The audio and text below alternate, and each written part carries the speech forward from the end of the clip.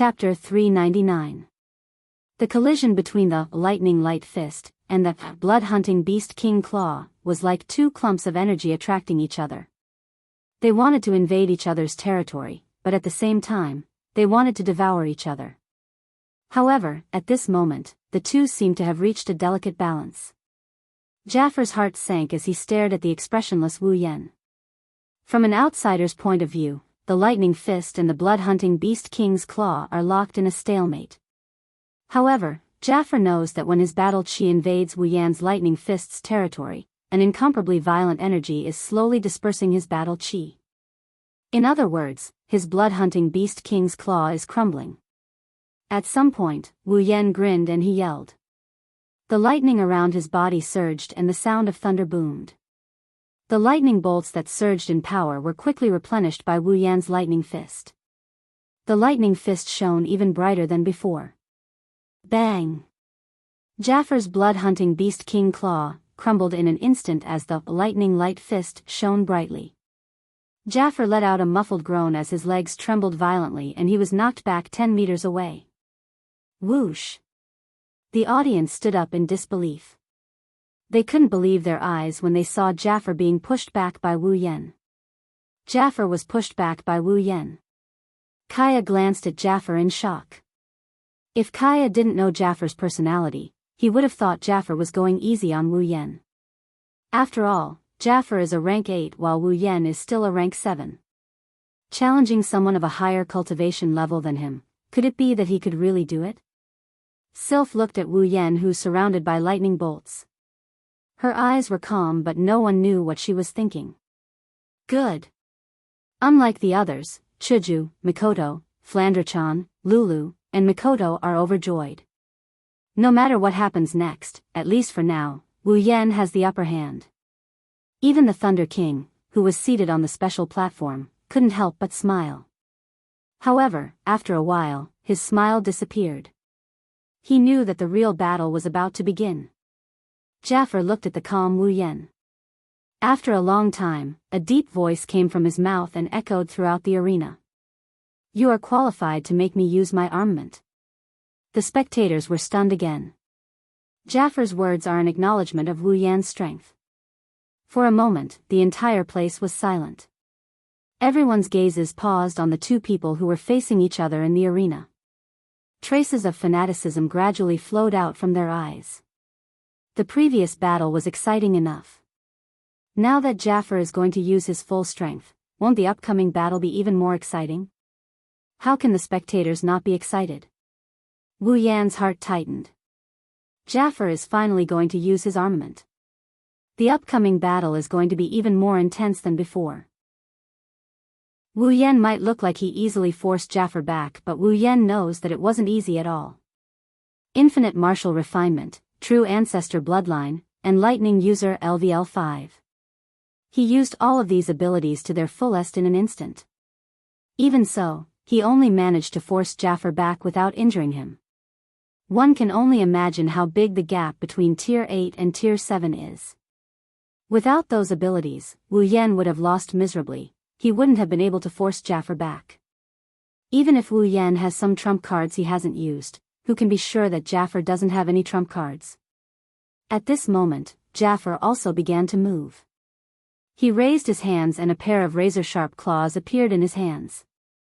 The front end had 4 steel claws glinting with cold light while the back end had a buckle that could be fastened to his fists. Under everyone's gaze, Jaffar quietly grabbed the pair of sharp claws. In the next second, a dense blood aura began to rise from Jaffar's body. Specks of blood-red light danced in the air. Under the influence of the blood aura, Jaffar's faint red do chi turned blood red. A ferocious beast aura emanated from Jaffar. The beast shadow behind Jaffar solidified a bit. Wu Yan's heart sank. He took a step forward and the lightning around his body intensified. Crackling sounds echoed incessantly. Wu Yan looked like the god of thunder descending to the mortal world. He clashed with the beast's aura.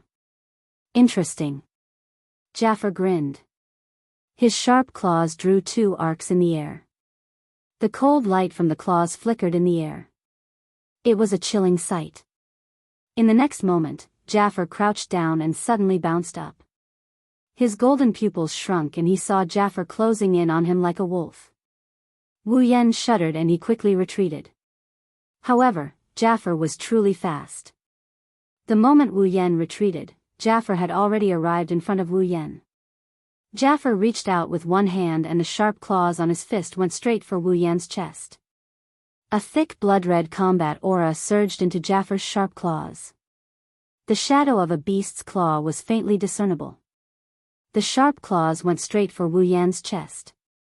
The wind generated by the claws was extremely sharp and the combat aura was extraordinarily dense.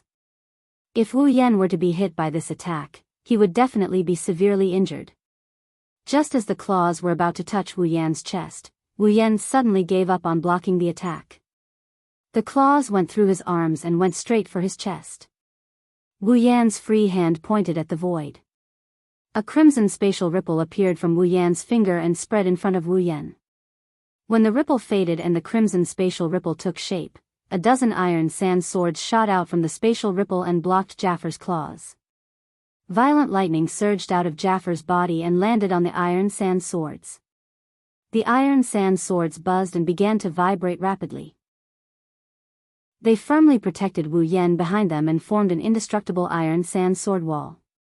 Jafar's expression changed slightly before sinking. Only now did Jafar remember that Wu Yan still had this move up his sleeve. You want to block my attack with a few armaments that aren't even rare grade? A cold glint surged in Jafar's eyes. He did not withdraw his attack. Blood-colored combat aura surged violently and the surface of his body flashed with a dazzling light.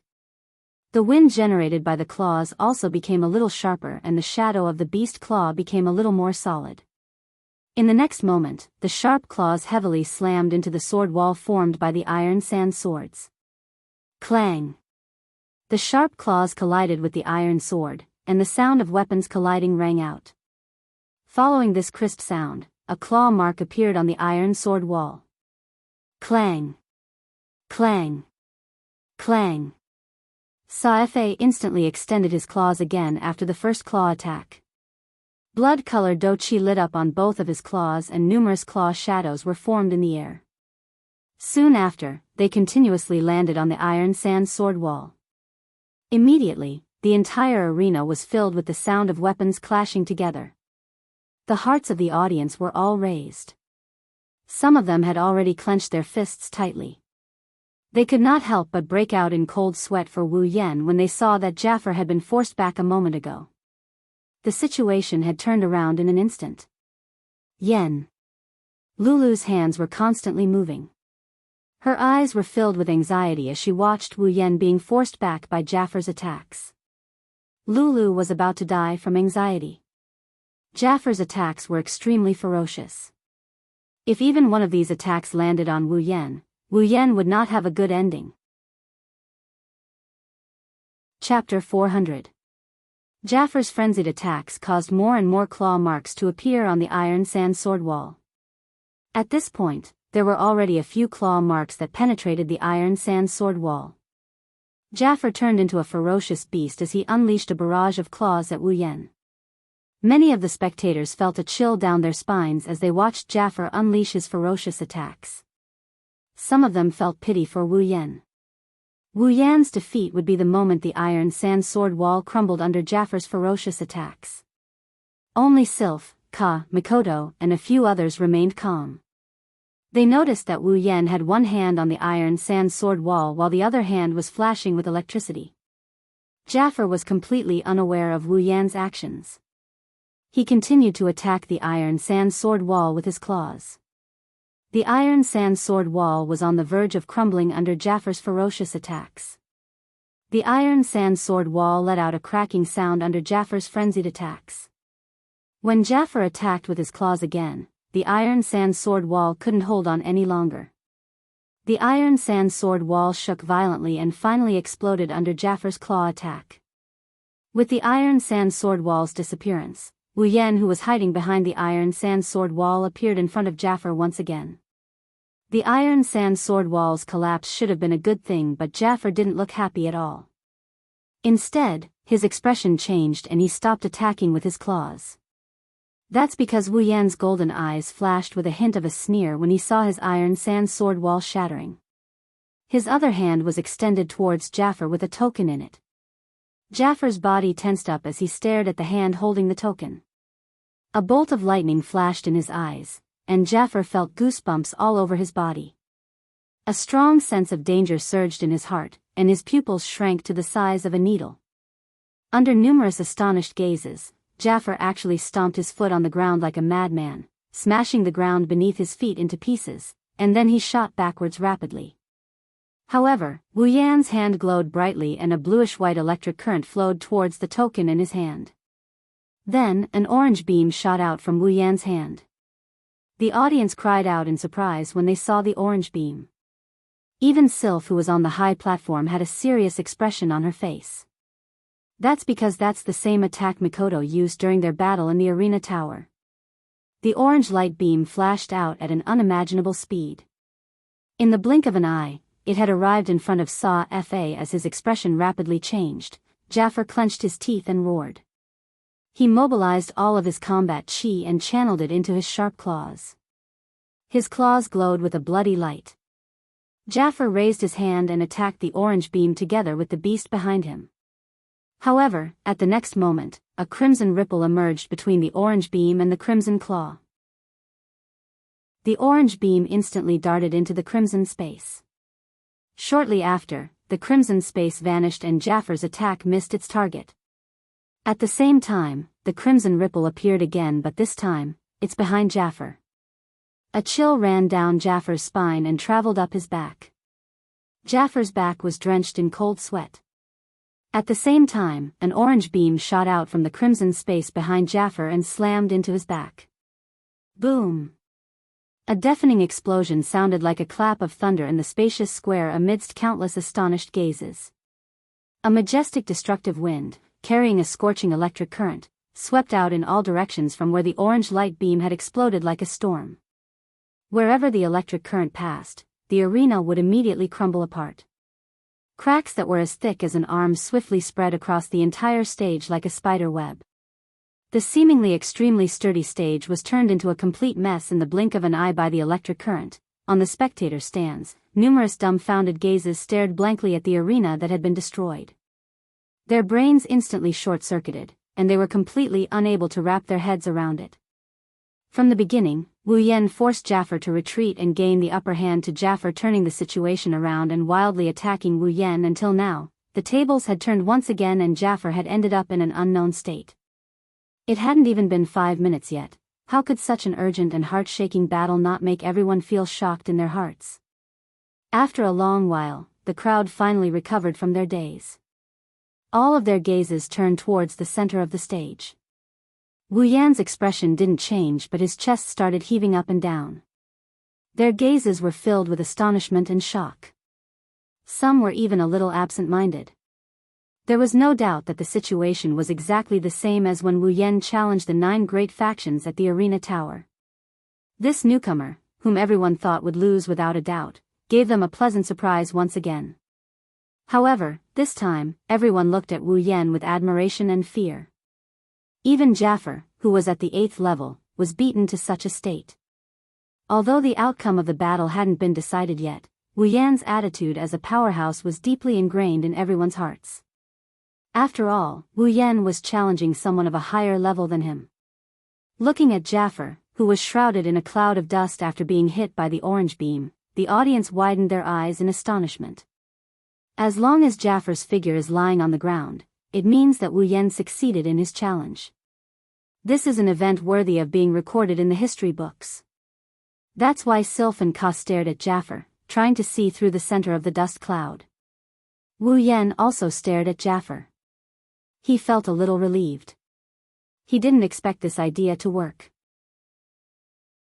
Before this, Wu Yan had already guessed that the Gate of Babylon can be opened anywhere he wants. After all, the Gate of Babylon is a space-type equipment. If it can be opened on his back, then it can be opened on other places as well. Wu Yan had this idea, but he didn't try it out. He didn't expect it to work today. With the attention of everyone present, the dust that enveloped Saga gradually became lighter. A moment later, a gentle breeze gently blew across the arena and swept away the dust. The area that had almost turned into ruins appeared before everyone's eyes. At that spot, a tall figure, who was emitting a wild and ferocious aura like a wild beast, gradually appeared in front of everyone's line of sight. Unfortunately, the appearance of this silhouette didn't dispel the notion of failing the cross-realm challenge. Instead, it made Wu Yan's figure even more engraved in their minds. The tall figure's uniform is now in tatters. There's even smoke rising from it. Jaffar's appearance has changed drastically. He looks battered and exhausted. Everyone's eyes froze because Jaffar, who was in a sorry state, lowered his head slightly, and a strange bloody light flashed in his eyes. It was as if it was an injured wild beast that had begun to bite its enemy without regard for anything else. Chapter 401. Jaffar's black bear-like pupils are now redder than any other color. Jaffar lowered his head and the beast phantom behind him stepped forward and overlapped with his body. At the next moment, a surge of crimson warrior energy that could condense into solid state crazily burned on Jaffar's body. Shit! Kaya was shocked. He grabbed the railing in front of him and leaned forward. Looking at Jaffar, he bit his lips. Jaffar. He went berserk. Berserk? What's that?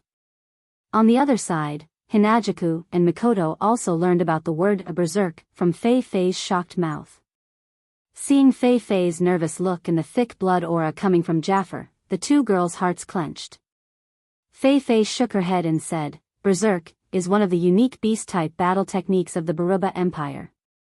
It's more like a type of buff magic.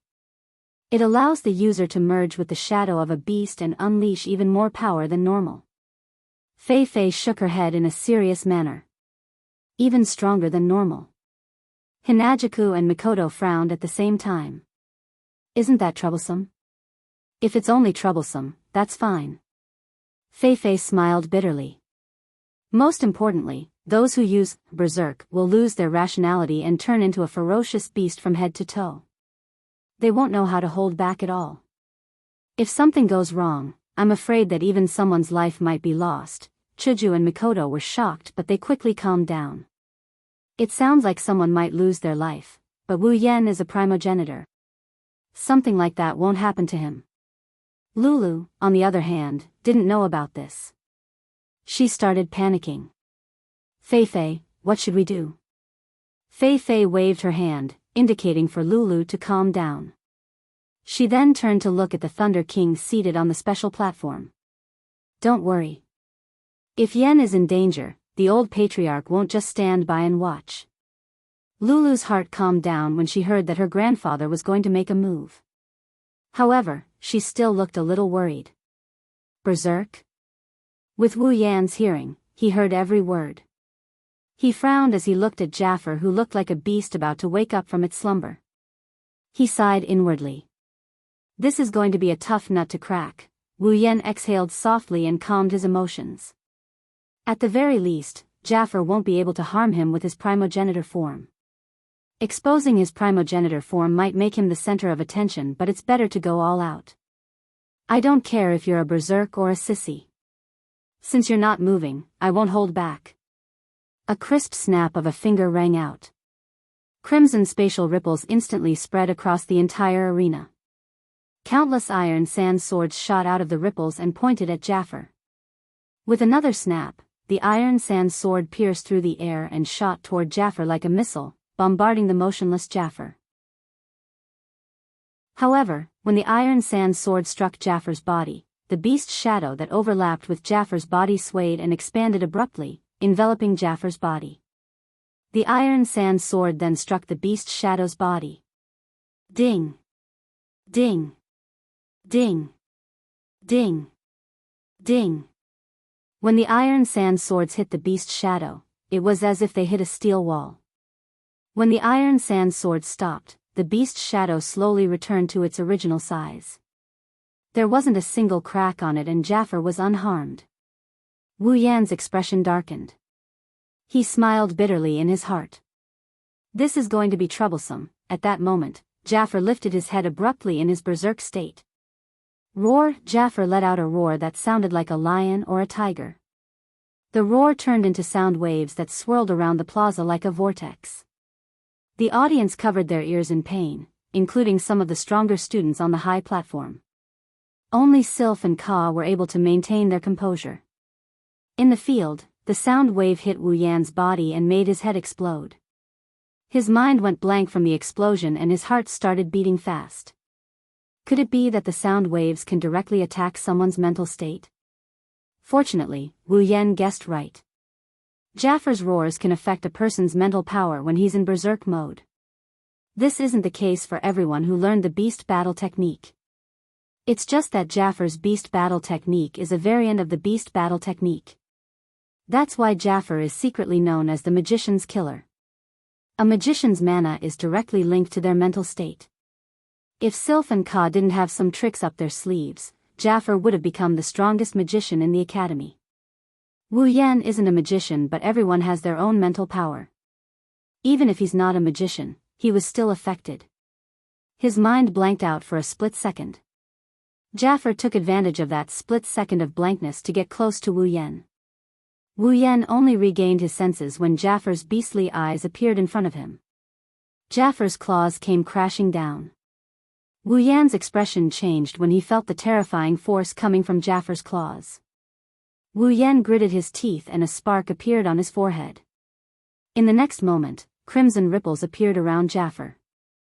However, it wasn't an iron sand sword that appeared, it was an iron sand whip.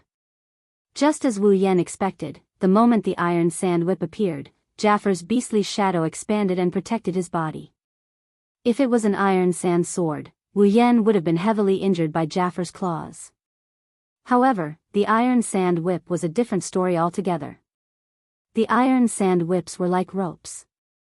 They twisted and wrapped around the beast's shadow, binding it tightly. As the beast's shadow was bound by the iron sand whips, Jafar, who had become one with the beast's shadow in his berserk state, suddenly stopped smashing down with his sharp claws. It was this pause that gave Wu Yan a chance. Wu Yan didn't retreat. Instead, he charged forward. His fists were covered in lightning and the lightning fist was instantly formed. Wu Yan let out a cold grunt and threw both lightning fists at Jafar. To be more precise, they landed on the beastly shadow in front of Jafar. Bang! A muffled sound rang out as the lightning light fist landed on the beast's shadow. However, the beast's shadow was not damaged at all. Its defensive power was actually so terrifying. Wu Yan's golden eyes glinted. He withdrew his fists and the lightning on his fists surged. In the next second, Wu Yan's lightning fists landed on the beastly shadow in front of Jafar. Bang! Bang! Bang! Bang! Bang! Bang! This time, it was Wu Yan's turn to unleash a barrage of attacks. Just like how Jafar attacked the iron sand sword wall, Wu Yan threw a series of lightning fists at the beastly shadow. Of course, the beastly shadow couldn't be imprinted with a single punch.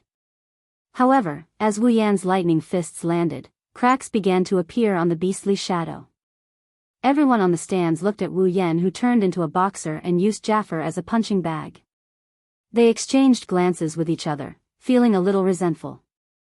They finally realized that Jafar wasn't the only beast in the academy that could become a beast.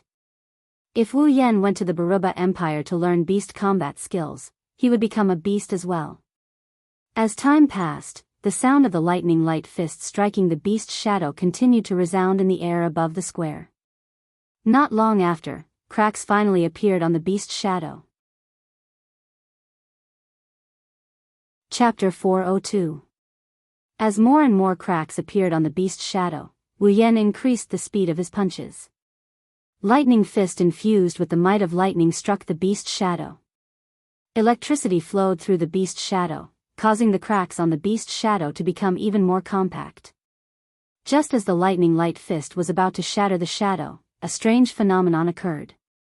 The iron sand whips that bound the shadow and restrained Jafar finally crumbled into iron sand under Jafar's powerful force. Jafar regained his freedom. Roar! Jafar roared. The unique roar caused Wu Yan's mind to go blank. This time, the roar was so close that not only did Wu Yan's mind go blank, but Wu Yan also felt a sharp pain in his head. Jaffer stared at the stunned Wu Yan and did not show any mercy. The claw that he had struck out earlier slammed into Wu Yan's chest. At this critical moment, a wave of energy finally emerged from Wu Yan's mind.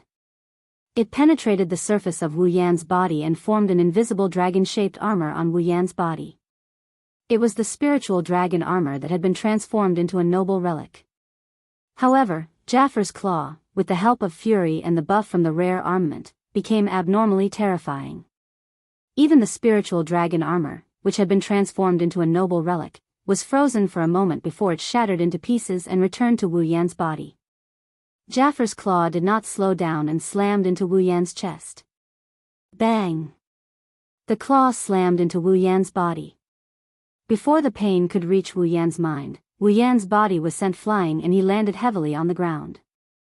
The sound of his body hitting the ground reverberated in everyone's heart.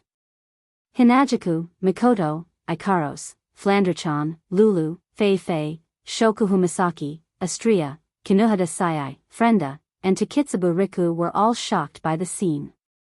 The 11 girls were shocked as well. Master, Oniai-chan. Ikaros, Astria, and Flanderchan shouted at the same time. They wanted to spread their wings and fly off the stage, but Chuju and Shokuhu Misaki stopped them. Don't worry, Xiao Yan has the body of a true ancestor. Even if his body is crushed, he can recover in an instant. This injury is nothing. Shokuhu Misaki calmly reassured Astria. She clenched her fists tightly. Flanderchan remembered the time when Wu Yan played with her and he could recover in an instant. That's why she stayed back obediently. She doesn't have any strength left, so it's useless for her to go up the stage. Ikaros, on the other hand, stared at Wu Yan with her indigo eyes. Her heart ached for Wu Yan. Even if Wu Yan got bitten by a mosquito, she would still feel sorry for him. Just as the girls thought, Wu Yan is fine. Even if he doesn't have the immortal body, he's protected by the spiritual dragon armor. Jaffer's claw didn't do much damage to him. Wu Yan got up from the ground and spat out a mouthful of blood. He endured the dizziness brought on by Jaffer's roar and cursed in his mind. However, he didn't dare to be careless. He quickly dodged Jaffer's attack. It had to be said that Jaffer's strength had indeed become very powerful after going berserk. However, at the same time, his weakness of losing his rationality was also very obvious. Now, Jaffer's every move was no longer as meticulous as before. Instead, he was like a real beast that only knew how to attack. In such a situation, as long as he used his ultimate move, Jaffer would definitely be defeated. That's why Jaffer couldn't surpass Sylph and Ka to become the strongest in the academy. Of course, the prerequisite is that your ultimate move must be able to shatter Jaffer's protective beast phantoms and heavily injure him. Wu Yan's expression turned gloomy, but he quickly regained his composure. He stomped on the ground and leaped out of Jaffer's attack range. Wu Yan spread his arms and shouted. In the next moment, bright blue and white lightning started flashing around his body. The scale of the flashing lightning is much greater than before. In the blink of an eye, Wu Yan's body was completely covered in lightning. At the same time, in the clear and boundless sky, a violent wind suddenly blew. Dark clouds floated over from the distance and gathered in the sky above the square. Not long after, the entire sky above the square was covered by dark clouds. Lightning flashed within the dark clouds. No way. Mikoto looked at the thunderclouds in the sky in shock. Her expression changed drastically. Is Yen going to use that move? The girls wanted to know which move Yen Mo is going to use, but the situation on the stage has already changed. The thunderclouds in the sky began to become denser and denser, but the area was slowly shrinking. Only when it had shrunk to the same size as the arena below did the thunderclouds stop shrinking. Countless lightning flashed in the thunderclouds, producing loud and clear sounds of thunder. At a certain moment, the thunderclouds suddenly began to churn like boiling water. All of the lightning was hidden within the thunderclouds. The sound of thunder disappeared, but it gave everyone a terrifying pressure. That little guy, what is he trying to do? At this moment, the Thunder King's heart was also a little uneasy. It was not that he was afraid, but if something went wrong and an accident happened, it would be terrible. Wu Yan made his move. His hand was slowly raised towards the sky. Then, he suddenly swung it down.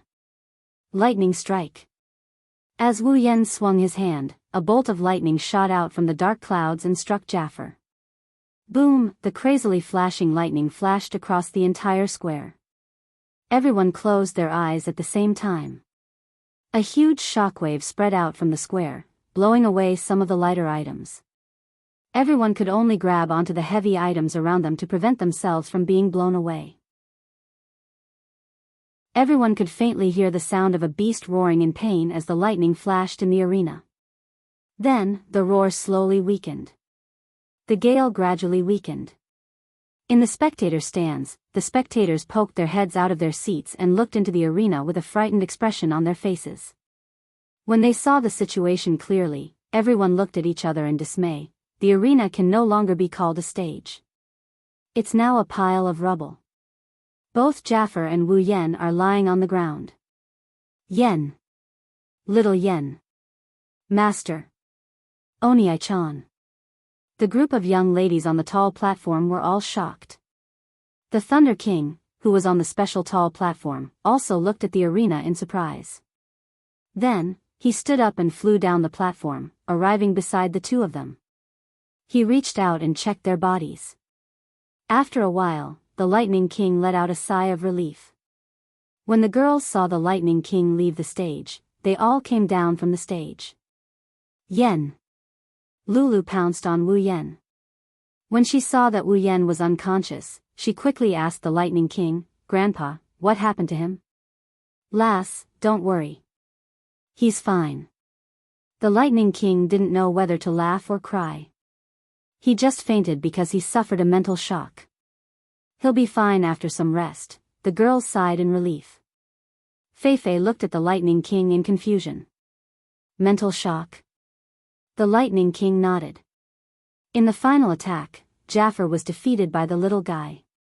However, when the lightning struck, Jaffer let out a beast roar.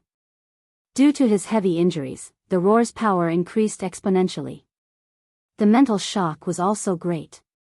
Naturally, he fainted. The Lightning King stood up after he finished speaking. For this match, I hereby announce. Chapter 403. After an indeterminate amount of time, Wu Yan's consciousness slowly returned to his head. When a sliver of consciousness returned, Wu Yan immediately recalled his battle with Jaffer. He opened his eyes and sat up.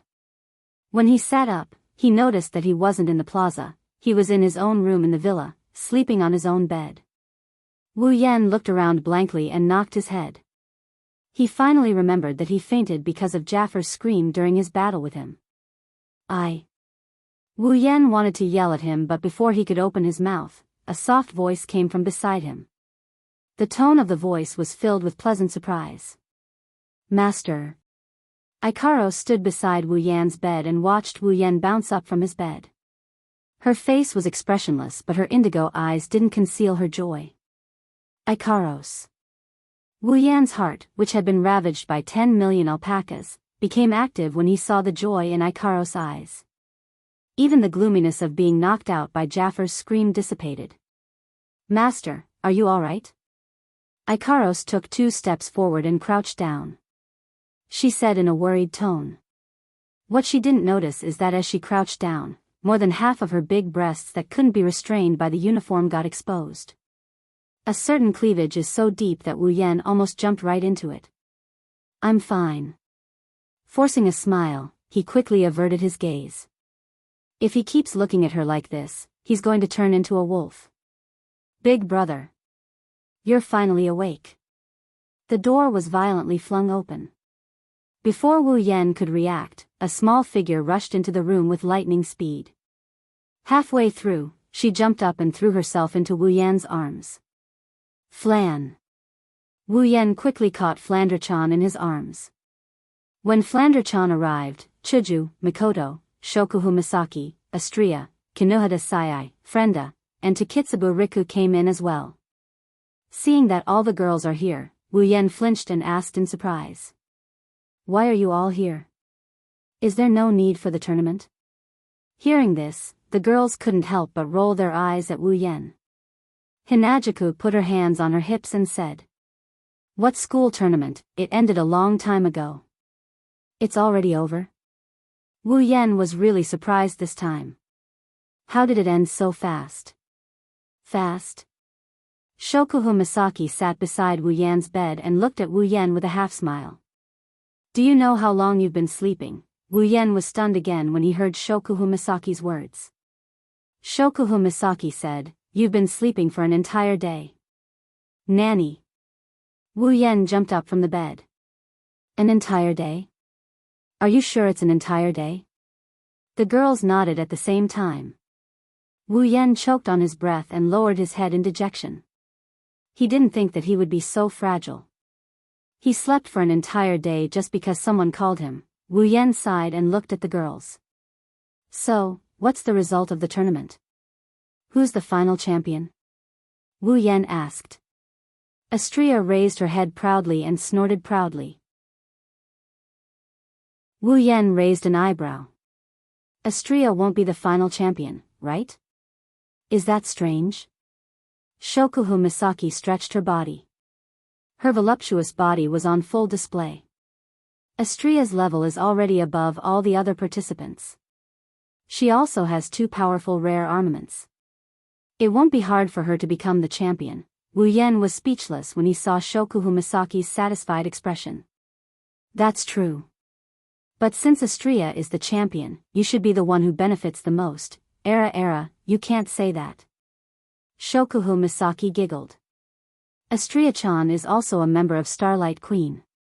Now that she's the champion of the tournament, it's only natural that Starlight Queen would rise in status as well.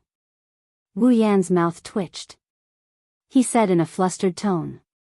Where did you learn so many idioms? Wu Yan pondered for a moment. Then, the new rankings are out, right? The girls looked at each other. Shokuhu Misaki said. Yeah, they came out after the tournament ended. The top 3 are Astria, Sylph, and Mikoto. Ka is 4th, Jafar is 6th, Feifei and Chuju are 7th and 8th respectively. You can ignore the 10th place. Little Yen, you are 5th. 5th. Wu Yan was happy. He thought he would be ranked below Jafar after being yelled at. Wu Yan didn't expect them to take 4 of the top 10 spots in the Spalier World Academy. Astria is 1st, Mikoto is 3rd, himself is 5th, and Chuju is 8th. Of the 3 strongest students in the academy, only Sylph is in the top 3. I'm afraid Ka and Jafar are in a bad mood right now. Wu Yan chuckled inside. Ka may not be a bad guy, but he's infatuated with Ikaros. Wu Yan didn't feel too good about it.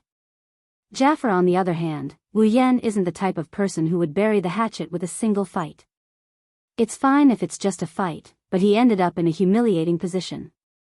Wu Yan frowned and looked at Shokuhu Misaki with a confused expression. What about the 9th place? You didn't say anything about the 9th place, right? Who's the 9th place? Shokuhu Misaki giggled and she turned away without saying anything. Wu Yan already knew who this 9th ranked person is. It looks like there aren't only 4 people in the top 10, there are 5 of them. All in all, Wu Yan isn't too disappointed with his ranking. Of course, that doesn't mean the others aren't disappointed as well. Not far away, Mikoto was kicking the chair under her feet, muttering something under her breath. It's hard to tell what she's muttering, but it's clear that she's upset. Sizing Mikoto up, he gave it some thought and he understood why Mikoto is acting like this. Sylph is ranked 2nd and Mikoto is ranked 3rd. It's obvious that Mikoto lost to Sylph during the inter-school tournament. Amused, he asked Mikoto. What's wrong? Are you that upset about losing to Sylph? Mikoto stopped and looked at Wu Yan with an annoyed expression. I didn't lose to Sylph. You didn't?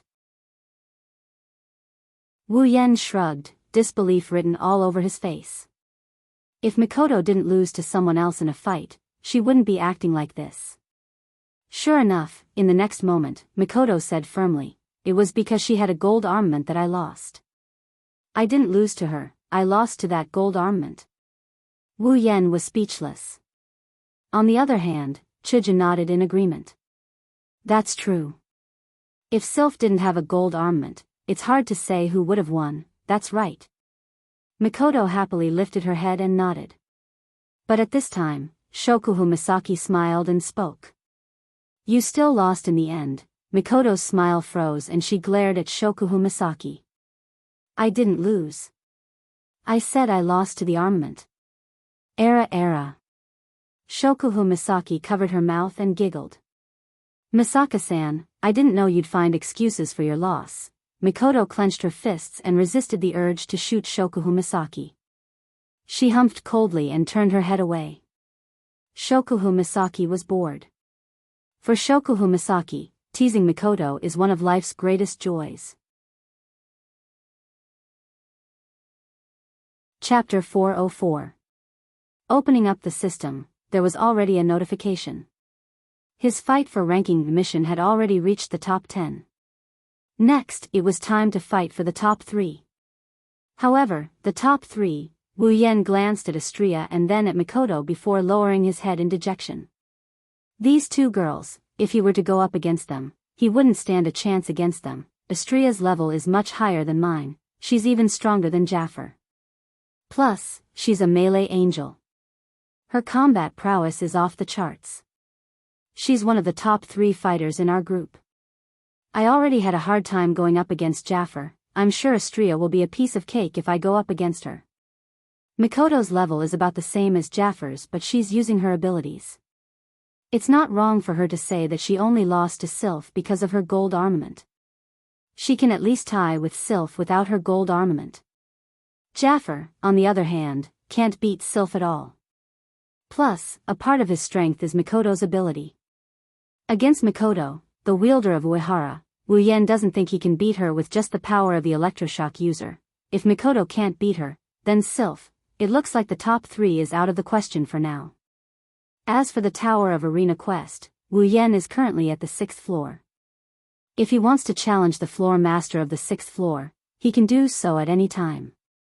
Unfortunately, this quest has no end in sight for the time being. Even Sylph, Ka, and Jaffer haven't cleared the 6th floor. This means that the strongest student in the Spalier World Academy is currently stuck on the 6th floor. Even if he goes up, he won't stand much of a chance. The 2 quests in Silveria World Institute won't make any progress in a short period of time, unless I reach level 70. After the battle with Jaffer, Wu Yan noticed that he leveled up to level 69. One more level and Wu Yan will become a true Tier 8 powerhouse. When that happens, Wu Yan, who can challenge those above him at Tier 7, can challenge the 6th floor of the Tower of Arena. However, this one level might seem easy, but it's actually very far away. After all, tier and level are 2 completely different things. Wu Yan still remembers how long it took Mikoto to level up. If it wasn't for the help of the 20,000 sisters who fought in the Behemoth Forest, he wouldn't have reached level 69 even if he defeated Jaffer. That's why it's going to take a lot of effort to level up. Should I make another plan? The girls in the room noticed Wu Yan's silence. They all turned to look at Wu Yan. "What are you thinking about?" Shokuhu Misaki was the closest to Wu Yan, so she was the first to notice Wu Yan's contemplative expression. Wu Yan's expression told her that Wu Yan has something to announce. Looking at the girls, Wu Yan made up his mind and he told the girls. "I am thinking, maybe we should head to the next dungeon world." The girls looked at Wu Yan. Chuju came to Wu Yan's side and asked, "Why do you want to go to a dungeon all of a sudden?" Wu Yan shrugged and helplessly continued. "You guys know that I have 2 missions in the academy, right? Currently, these 2 missions are within the scope of my abilities. I can't do anything more than that with my current strength. Super, is that so?" Kinuhada Sai tilted her head and looked at Astria. "If you super make Astria surrender, wouldn't you be able to super complete the fight for ranking mission? If only it was that easy." Wu Yan rolled his eyes and continued in an annoyed manner. "The problem is that the system doesn't recognize it. If there isn't a huge disparity in strength, then that's fine. The system can still determine if the user is competent enough, so it will recognize it. However, between me and Astria, honestly, don't you think there isn't a huge disparity in strength between us? The girls laughed dryly when they heard Wu Yan's words. They agreed that Wu Yan and Astria's strength was too far apart. So, you want to enter a dungeon and use the time difference between the dungeon and the Spalier world to level up? Shokuhu Misaki asked in realization. This is one of the reasons why I can earn some points. I can exchange them for abilities or armaments to increase my strength. Of course, this is only one of the reasons. Wu Yan smiled mysteriously. He extended his hand and a beautiful crystal appeared in his hand. The girls stared at it in awe. Mysterious crystal? Chuju asked hesitantly. Isn't that the mysterious crystal he got from Butler Whirlwind? Under the watchful eyes of the girls, Wu Yan nodded and he raised the crystal above his head. When I was in the magic catalog world, I obtained 2 special items, Control Brain and Dark Matter Crystal. According to the system, these 2 special items are used to unlock the mysterious crystal. Shokuhu Misaki narrowed her eyes and said thoughtfully. So, you're saying you're going to the dungeon to unlock the mysterious crystal? That's right. Wu Yan smiled. I've asked the system. There's a total of 5 special items needed to unlock the mysterious crystal. These 5 special items aren't fixed. As long as they're related to the unsealing of the mysterious crystal, then it'll be enough. The Control Brain and the Dark Matter Crystal are 2 of the 5 special items needed to unlock the mysterious crystal. As for the remaining 3, I'm not very clear about their specific qualities for the time being, but I do have a clue about one of them. So you're saying? Chuju wrinkled her nose and looked at Wu Yan. The dungeon you're going to is the one with the unlocked items? Wu Yan nodded. The girls fell silent. Shokuhu Misaki rested her chin on her hand and muttered to herself. Little Yen, I'm afraid I can't go with you this time. Wu Yan was stunned. He looked at Shokuhu Misaki and asked. Why? Shokuhu Misaki shook her head regretfully. It's because Astria became the champion and Starlight Queen became the target of public criticism. There are a lot of things to deal with and the 5 of us won't be able to leave for the time being. Since you're going to the dungeon, you'll have to stay for at least a month or 2. That's about a day here. If I'm not at HQ for an entire day, something will go wrong. Shokuhu Misaki clasped her hands and apologized. I'm sorry, little Yen. Astria, Ai-chan, Frenda, to Kitsubu, and I won't be able to go with you this time. I'm not going either. Mikoto clenched her fists and said angrily. I still want to get my revenge on Sylph. I won't rest until I defeat her. Oniai-chan, Flan can't go either. Flander-chan stuck her tongue out. If Flan isn't here, Lilin-chan will be lonely. Since everyone else isn't going, then I'll pass as well. Even if you stay there for a year, it'll only be 3 or 4 days here. Chuju waved her hand with a smile. Wu Yan's mouth was wide open as he looked at the girls who refused to go with him. He didn't expect this to happen. He slowly turned around and looked at Ikaros. Before Wu Yan could say anything, Chuju and Mikoto pulled Ikaros away and said in unison. If you take Ikaros away, who's going to cook for us? Wu Yan almost couldn't catch his breath. Shokuhu Misaki shook her head and stuffed a space ring into Wu Yan's arms. She blinked her eyes cutely. Looks like you'll have to go to the dungeon by yourself. Inside the space ring are some magic crystals and other items that we sisters collected in the Behemoth Forest. I'll give them to you as a parting gift. Wu Yan's face was covered in tears. Chapter 405. Shokuhu Misaki's parting gift was given to him by Shokuhu Misaki. Wu Yan took a look at his character status and let out a long sigh.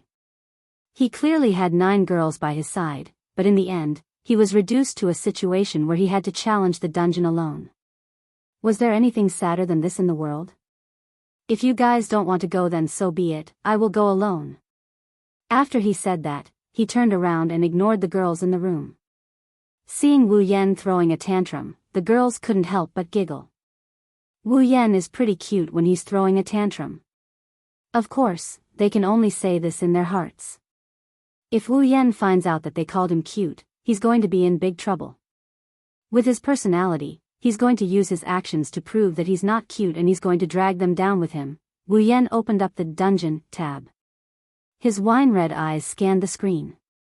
Not long after, his gaze stopped on one of the dungeon names. Date battle.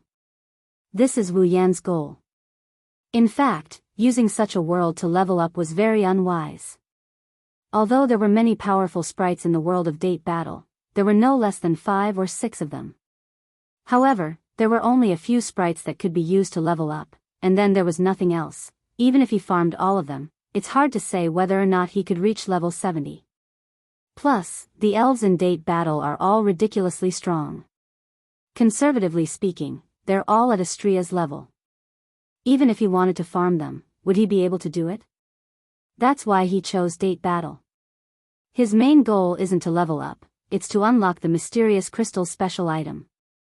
According to the system, one of the items needed to unlock the mysterious crystal must contain spatial properties. In the date battle world, the item that appears the most is the space quake. And after asking the system, the answer given by the system was that it was possible. As for the matter of leveling up, 100 days in the other world was only 1 day in this world. Once he obtained the item to unlock the mysterious crystal, he would choose another world to level up. However, he needs to bleed a little bit. Beep. The date battle world is inactive. Beep. Please activate the date battle world. Activation cost, 200,000 equipment points, item points, ability points, summoning points. Do you wish to activate? 200,000 equipment points, item points, ability points, summoning points.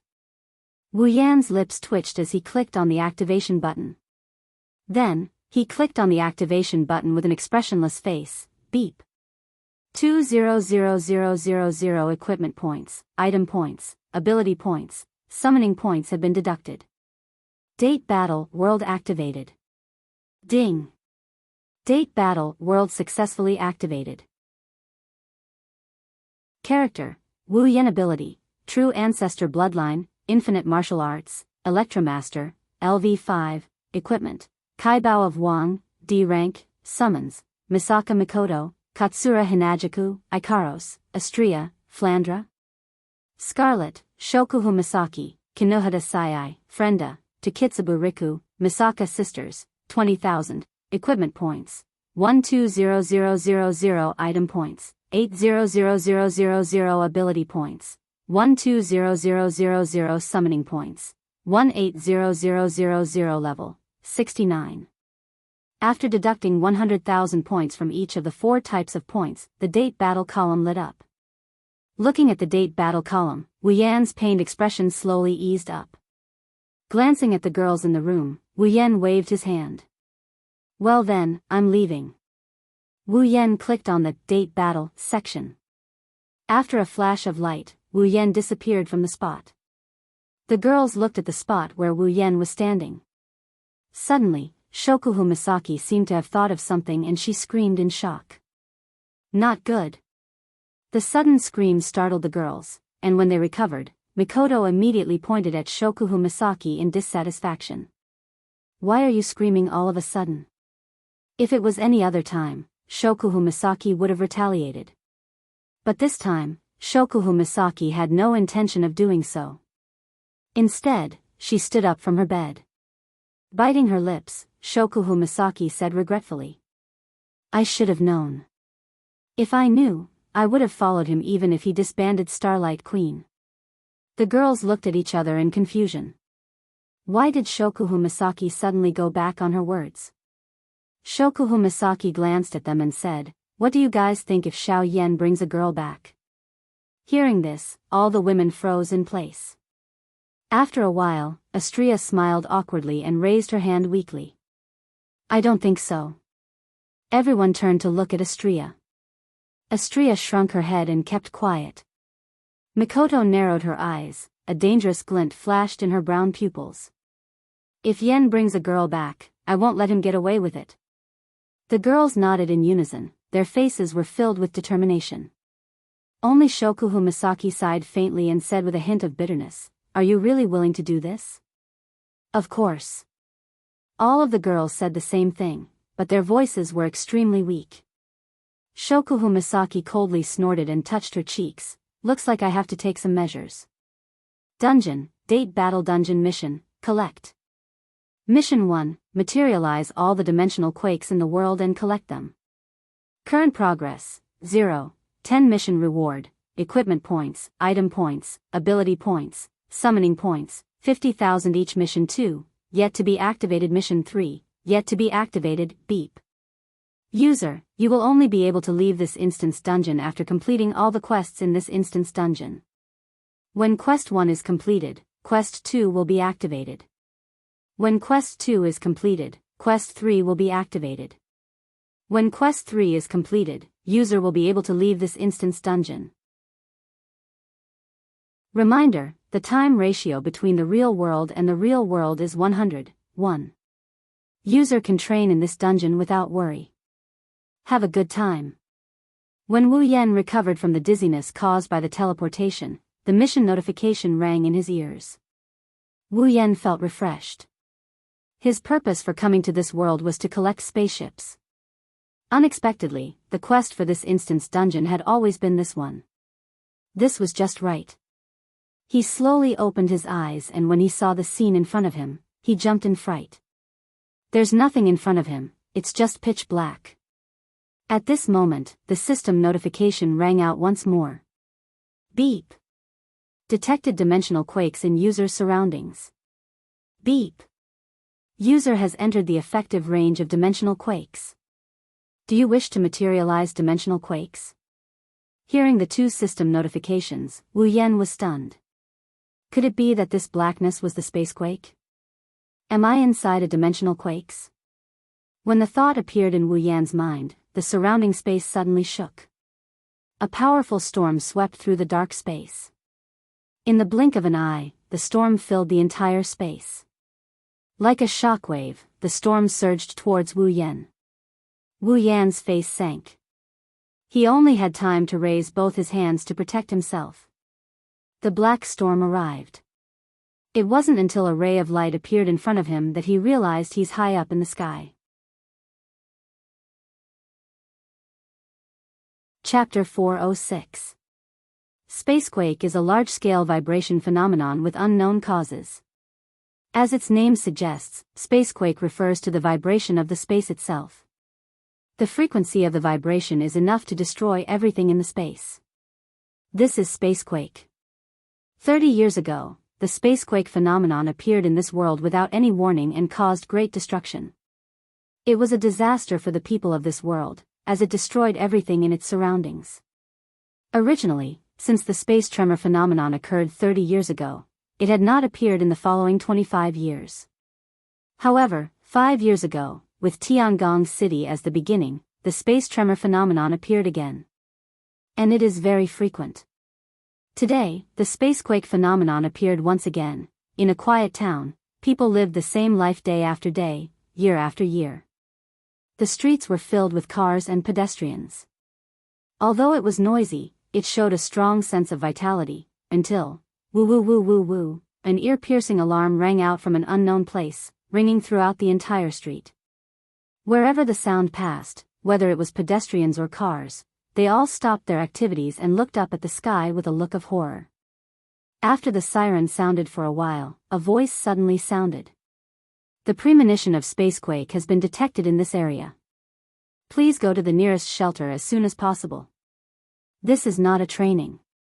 This is not a training. This is a real alarm. Please go to the nearest shelter as soon as possible. Please go to the nearest shelter as soon as possible. I repeat, as the alarm continued to sound, the pedestrians in the surrounding area ran to some specific places. Some drivers also parked their cars in the surrounding area and ran to those specific places. The lights, signs, and other signs on the streets had disappeared. Instead, they were replaced by the word spacequake warning, which kept flashing on the signs. Then, on some street parking lots, the parking areas suddenly sank and were protected by some thick steel walls. The pedestrians all ran into some underground driveways, underground tracks, and so on. The steel walls also spread out from the side, protecting these areas tightly. Then, these areas all sank into the ground. Some of the pedestrians who had yet to enter the shelter were heading to specific locations in an orderly manner. The buildings by the roadside had changed greatly due to the sinking of some important areas, but they ignored it and moved very efficiently. It was obvious that they were used to this kind of operation. It was unknown whether it was because of the frequent occurrence of spacequakes or because they had a special rehearsal. Perhaps it was a combination of both. It wasn't until all the residents in the vicinity had entered the shelter and some of the important areas were protected that the sirens finally stopped. What followed was a desolate town and a chilling silence. Until a certain moment, a black light spot appeared at the center of the town and quickly spread to the surroundings. In the blink of an eye, it has spread to the point that it is bigger than a football field. Wherever the huge black light ball went, no matter if it was the buildings, the streets, or the ground, everything was inevitably turned into ruins.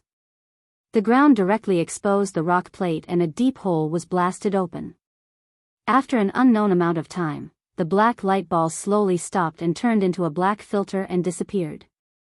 If it was not for the collapsed buildings and the deep hole in the ground, I am afraid that everything that happened just now would be considered a dream. In the center of the deep hole, a figure wearing a white and gold robe that's similar to a noble's uniform quietly stood there. Slowly opening her eyes, a pair of wine-red, gem-like eyes appeared in her eyes. She looked as if she just woke up from a dream and raised her head. Gorgeous clothes and a pair of beautiful red gem-like eyes. Even if the newcomer's face is the type that needs to be looked at carefully to see the beauty, she is still very elegant and graceful. However, in the next moment, she made a move that completely broke this elegant temperament. Under the influence of the wine-red eyes, the charming face directly collapsed. She raised a hand and wiped the cold sweat on her forehead. Then, a curse came out from her mouth. F***ck. Must you trick me like this every time? This is not without reason. Wu Yan has entered a total of 3 dungeons. In these 3 dungeons, other than the Whirlwind the Butler world where he entered the Magic Catalog world, because of the character setting, he became a scumbag who molests innocent women. This time, because of the lesson from last time, Wu Yan did not use the character insertion card. Instead, he directly fell from the sky together with the spacequake. Is there anything worse than this? Of course there is. System, didn't the spacequake materialize? Why did it still happen? User, you did not materialize the spacequake. Huh? Didn't I say, confirm, in my mind? User, a reminder. You only said, confirm, in your mind, you did not say, freeze, in your mind. Fine, I was wrong, reminder, user. When you want to materialize the spacequake, please say, confirm, and freeze, in your mind. Why do I feel like hitting someone? At this time, a few stars suddenly lit up in the distant sky. It attracted Wu Yan's attention.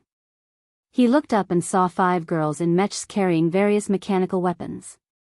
With the support of a flamethrower, they were flying towards him at an extremely fast speed. That's... Wu Yan was a little surprised. Land Self-Defense Force vs. Elf Squad AST. That's right. The 5 girls flying towards Wu Yan were the Land Self-Defense Force vs. Elf Squad AST. As the name suggests, this is a squad that specializes in dealing with and killing elves. The girl in the lead had short white hair that reached her shoulders. Her face was expressionless like a doll's. A pair of blue eyes stared straight at Wu Yan as if she was staring at a mortal enemy. Kite origami. Wu Yan frowned when he saw the appearance of the girl who hated the elves in the original work and the mech armor they are wearing. He bitterly chuckled to himself. They can't be thinking of themselves as elves, right? The truth was just as Wu Yan guessed. With the arrival of the spacequake, who else could it be other than elves? Although the AST had equipment to detect elves, no one would deliberately check for elves on Wu Yan at this moment. Only elves could come with the arrival of the spacequake. This idea was already deeply ingrained in the hearts of the AST. The 5 AST members, including Kite Origami, were stunned when they saw that the elf beneath them was a man. A trace of doubt flashed across their eyes. As far as they know, the elves that have appeared in the past were all female. Why is there a male now? Of course, this thought only lasted for a moment before it was thrown to the back of their minds. Just because they haven't seen elves before doesn't mean they don't exist. Their mission is to kill elves, not female elves. Therefore, when they approached again, the 5 girls raised their weapons at the same time. In the next moment, countless cannonballs were fired from their weapons and bombarded Wu Yan. The wine-red pupils of Wu Yan's eyes were fixed. A bluish-white electric current flashed across his forehead and flew out, colliding with the incoming cannonballs. Boom! Boom! Boom! Boom! Boom! In the sky, there was a sudden explosion of fire. Chapter 407. The flames lit up the entire sky, illuminating the cold faces of the 5 AST members. With 5 sonic booms, the 5 AST members directly passed through the dense flames. The flamethrowers on their backs blew away the flames as they charged straight at Jianghu. Then, the missiles that blotted out the sky and covered the earth shot out once again. Raising his eyebrows, Wu Yan looked at the missiles flying in the sky and the 5 expressionless girls behind them. He sighed and slowly raised his head. Although he really wanted to explain to them that he was not an elf, under such circumstances, he could guess that even if he did, the 5 members of AST would most likely not listen to him. It was more likely that they would act first and report later. Especially since among the 5, there's also Origami Kite who hates elves because her parents died under the power of elves. I can only fight first. Countless crimson spatial ripples spread out from Wu Yan's back. The scale is even wider than the missiles that blotted out the line of sight. Like countless stones thrown into the water, the ripples reverberated in the space. Black swords comparable in number to the missiles stretched out and pointed towards the sky. In the next moment, the whistling sound of missiles flying through the air was accompanied by the sound of explosions. The iron sand swords cut through the air as if they had been carefully calculated. Each of the iron sand swords pierced the warhead of the missile without the slightest mistake, cutting the missile that had yet to explode in half. Then, the iron sand swords whizzed through the exploding missile and shot towards the girls of AST. Seemingly aware that their missiles are useless against elves, the 5 girls didn't change their expressions. The flamethrowers on their backs sped up and dodged in all directions. Then, they continued to charge towards Wu Yan. However, the iron sand swords aren't those missiles that can only travel in a straight line. The countless iron sand swords are the product of Wu Yan's ability. A bolt of lightning flashed from Wu Yan's hand. Along with the sound of electricity, the iron sand swords trembled and reversed in the air. Then, they shot towards the girls who were charging towards Wu Yan. This time, the expressions of the 5 AST members finally changed a little. Even Kitsune Origami showed an expression of gritting her teeth. The iron sand swords shot backwards. The AST members could only helplessly stop their charging bodies and quickly dodge to the side. All of this was within Wu Yan's expectations. So, he showed a victorious smile. However, the next moment, the smile froze. Unlike the other AST members, Origami Kite only glanced at the iron sand swords behind her. Then, as if she didn't see them, she turned her head and stared at Wu Yan's face. The flamethrowers on her back sped up and flew towards Wu Yan's position. Wu Yan was shocked.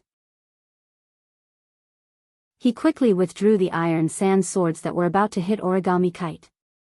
At this time, Origami Kite had already arrived in front of Wu Yan. Floating in mid-air, she immediately raised the heavy cannon in her hand and aimed it at Wu Yan's face. Then, a laser beam shot out from it. The distance between the laser beam and Wu Yan is just a hair's breadth away from zero. With such a distance and the speed of the laser beam, it's impossible to dodge. However, that's not the case. With infinite arms refinement, Wu Yan's combat skills can only be described as terrifying. Under this close to zero distance laser beam, Wu Yan tilted his head to the side in a very small way. The laser beam grazed Wu Yan's ear and shoulder and shot behind him. The burning sensation rose from Wu Yan's ear and shoulder. Wu Yan couldn't help but frown. Origami Kite did the same thing as Wu Yan. Origami Kite suddenly reached behind her and pulled out a light blue lightsaber from who knows where. She held the laser beam while waving the lightsaber and fiercely slashed at Wu Yan's head. However, when the lightsaber was halfway through, a hand reached out from under Origami Kite and grabbed her lightsaber hand. Origami Kite's slash was neutralized. When Origami Kite finally reacted, the laser beam was already shot out. Only the heavy cannon was left in front of Wu Yan and was fiercely grabbed by Wu Yan. Holding the laser cannon in one hand and Tabichi Origami's hand in the other, his wine-red eyes looked at the cold face in front of him and he cursed in his heart. This Origami Kite really hates the elves to the bone. She actually desperately rushed in front of him to shoot at him. No wonder every time he faced the elves in the original work, she was the craziest one. Wu Yan also tasted something new. If it weren't for the fact that the infinite martial arts was simply superior in terms of skill, he would probably have to obediently take a shot from that round of attack just now. While Wu Yan was rejoicing in his heart, Origami Kite in front of him moved her body vigorously, trying to break free from Wu Yan's control. However, the other party's two hands were even stronger than a vice. Origami Kite could not move at all. At that moment, she actually used her head to hit Wu Yan. This crazy woman. With Wu Yan's true ancestor body, if Origami Kite really hit Wu Yan's head, she would definitely end up with a bloody head. At that moment, Wu Yan could only let go of Origami Kite's hand and retreat. Of course, Wu Yan wanted to let her go, but she did not want to let Wu Yan go. Origami Kite threw the laser cannon in her hand away. She held the light sword and charged at Wu Yan. After taking a few deep breaths, Wu Yan wished he could teach Origami Kite a good lesson. He had never fought such an aggrieved battle like today. He was merciful to his opponent, but his opponent beat him to death. If it weren't for Origami Kite having a deep reason to fight so hard, then even if she was a cute girl, Wu Yan would still beat her. But the next moment, Wu Yan could no longer have such thoughts. Ha! Origami Kite shouted coldly and rushed straight to Wu Yan. The light sword in her hand waved at Wu Yan with a violent frequency. In an instant, countless sword shadows cut through the air and slashed at Wu Yan. It can't be. Wu Yan was shocked. His wine-red pupils suddenly condensed. He did not dare to be careless anymore. With a hook of his finger, an iron sand sword shot down from the air and into Wu Yan's hand. With a stab, the iron sand sword stabbed one of the sword shadows. Suddenly, the countless sword shadows disappeared with Wu Yan's stab. The light sword in Origami Kite's hand was blocked by the iron sand sword. Origami Kite pulled back the light sword. Her body spun rapidly. The light sword in her hand was danced by Origami Kite into a sword wheel and slammed into the iron sand sword. Almost as soon as they collided, the iron sand sword broke with a kachek sound. Holding the remaining half of the iron sand sword, he couldn't help but be stunned for a moment. He couldn't stay calm anymore. This Origami Kite was just an ordinary person. How could her combat power be so heaven-defying? At this time, Wu Yan remembered that in the original work, Origami Kite was an existence that could fight hand-to-hand with the elf knight sword god Toka. Although a large part of Origami Kite's combat power was supported by the equipment provided by the AST, this could not hide Origami Kite's terrifying close combat ability. An ordinary person could actually fight against an elf. Even if she relied on equipment, it was enough to cause a storm in Wu Yan's heart. Sure enough, there was no girl in the 2D world who could not defy the heavens. Looking at the charging Origami Kite, Wu Yan looked up to the sky and sighed. There was no other way. If he held back, he would really be defeated. A pair of wine-red pupils turned and a golden light flashed. Suddenly, the moment Wu Yan was about to use his strength, the ground under Wu Yan's feet opened up. Wu Yan, who could not react in time, was directly swallowed in. Then, it returned to its original state. Wu Yan only had time to say, F***ck, before falling in. Chapter 408. On top of the ruins, Origami stared blankly at the ground where Wu Yan was supposed to be standing. She only reacted when the ground returned to normal. Don't even think about running away. She didn't know what happened, but it was a fact that the elf disappeared in front of her. Origami bit her lips and raised her lightsaber to smash the ground. But when the ground broke open, it wasn't the cave where the elf was taken away but a thick layer of steel plate. How did this happen? Origami was stunned. Could it be that someone deliberately saved the elf? Damn it. Origami raised her lightsaber again and slashed at the steel plate. But this time, it didn't even leave a scratch. Koichi Origami was not willing to give up. He waved his lightsaber again and again, trying to break the steel plate in front of him and kill the elf. For a moment, there was a continuous sound of swords clashing in the desolate ruins. What happened? At this time, the other 4 members of AST flew over and stopped in front of Origami. They couldn't find a chance to intervene at all. After Wu Yan disappeared, they still didn't know what happened. Her comrade's arrival calmed her down. She was originally a girl with no morals. If it wasn't for the fact that her opponent was an elf, she wouldn't have lost her composure. She glanced at the steel plate on the ground and said expressionlessly, "The target escaped." After that, Yoichi Origami no longer spoke.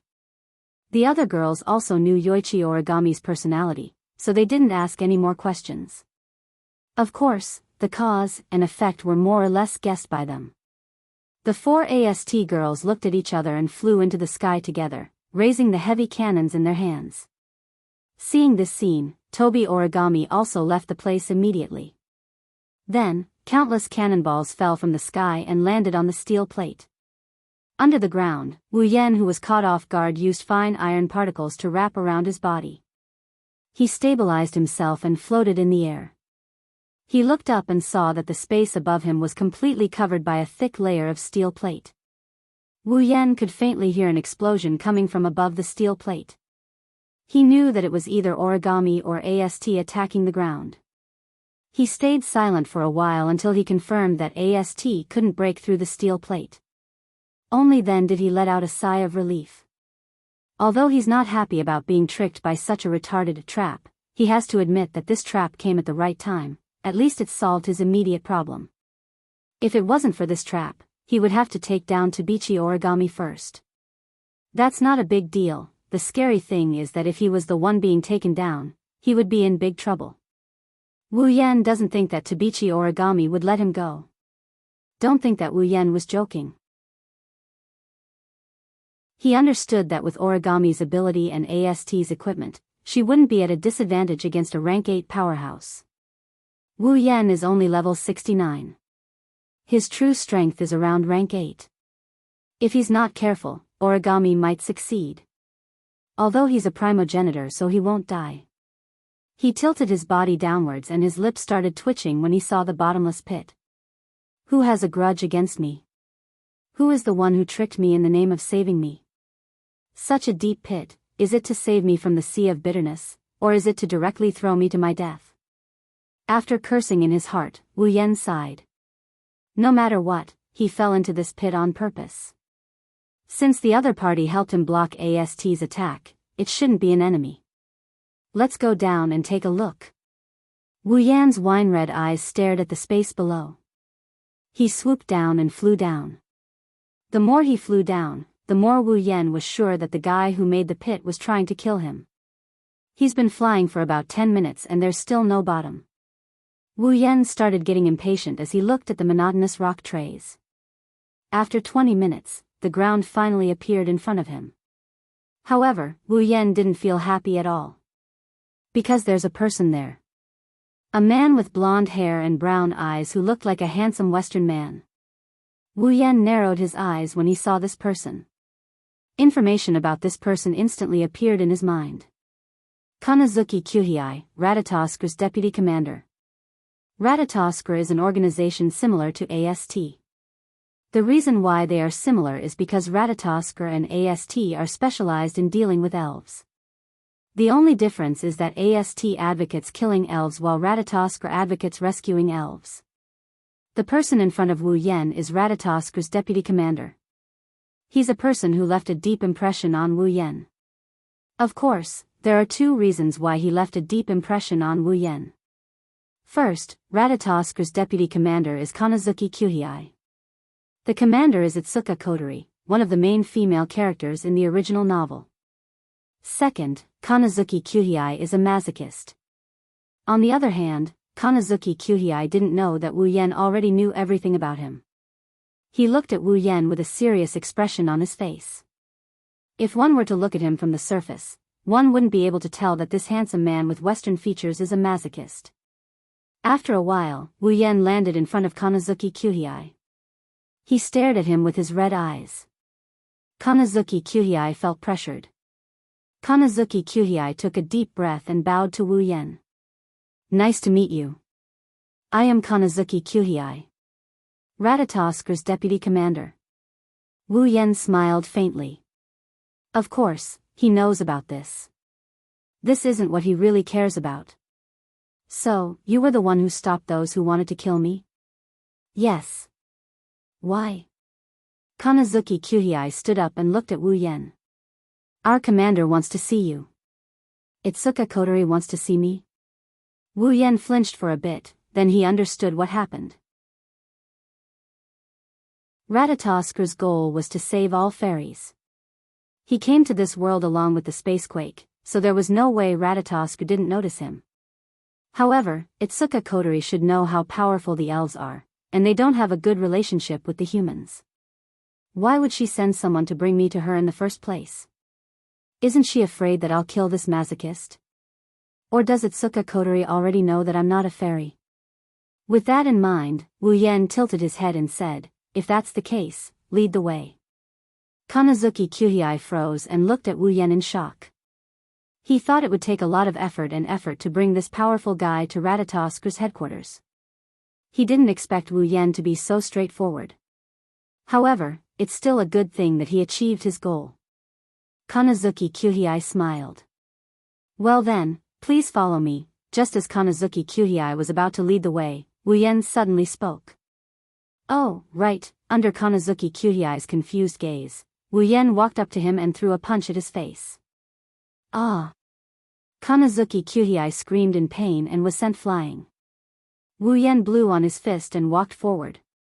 This is what you get for tricking me.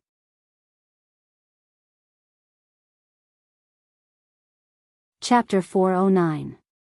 Above Heavenly Palace City, 15,000 meters away, this is an endless stretch of sky, there's not a single cloud in sight.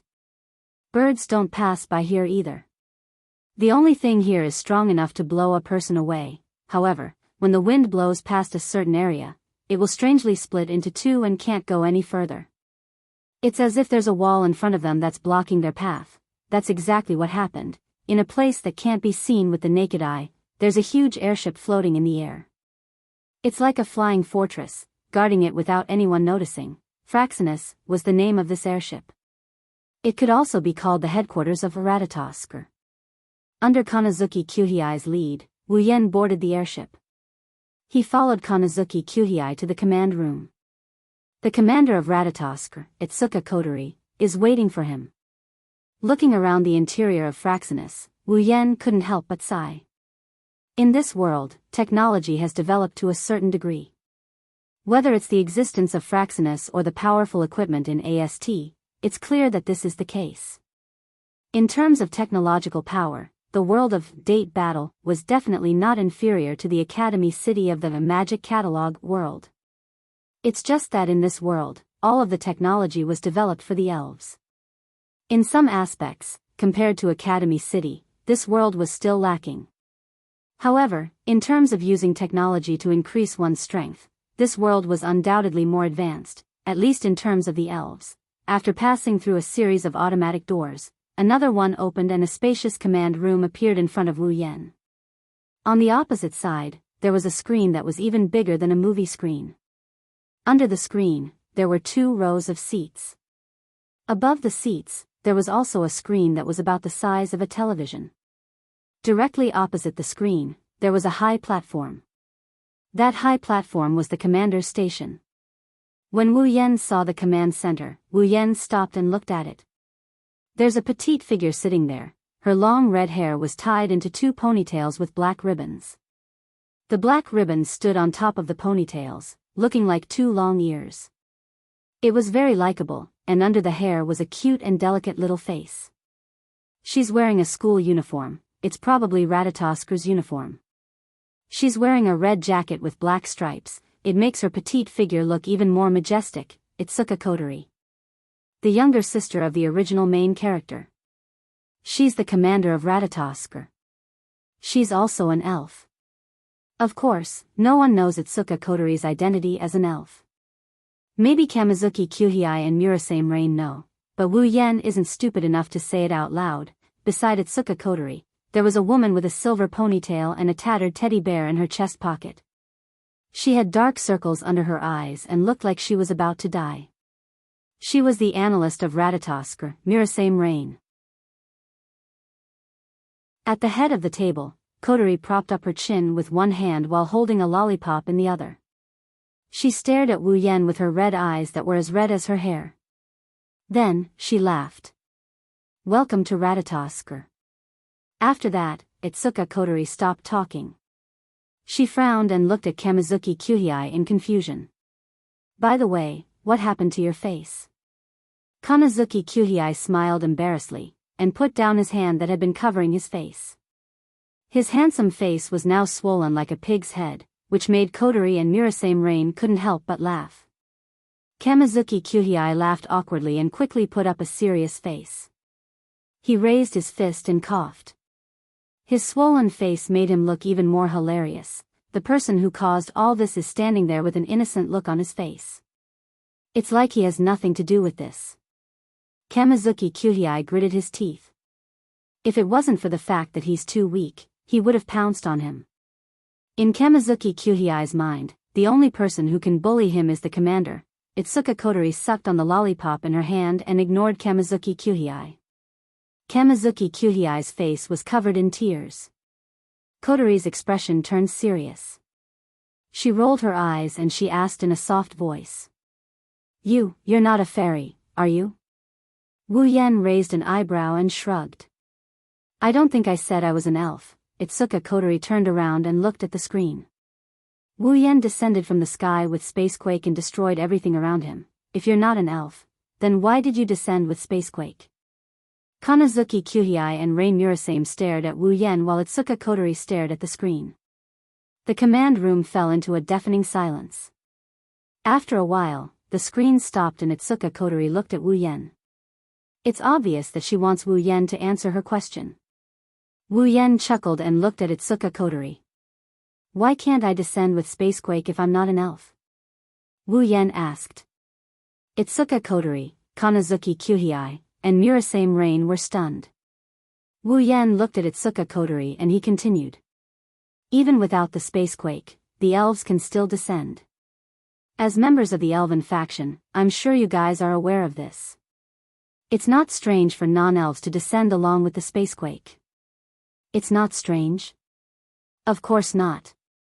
Itsuka Kotori and the others screamed in their hearts, but they didn't refute him. Itsuka Kotori straightened her back. Alright, if you're not an elf, then what are you? Are you a human?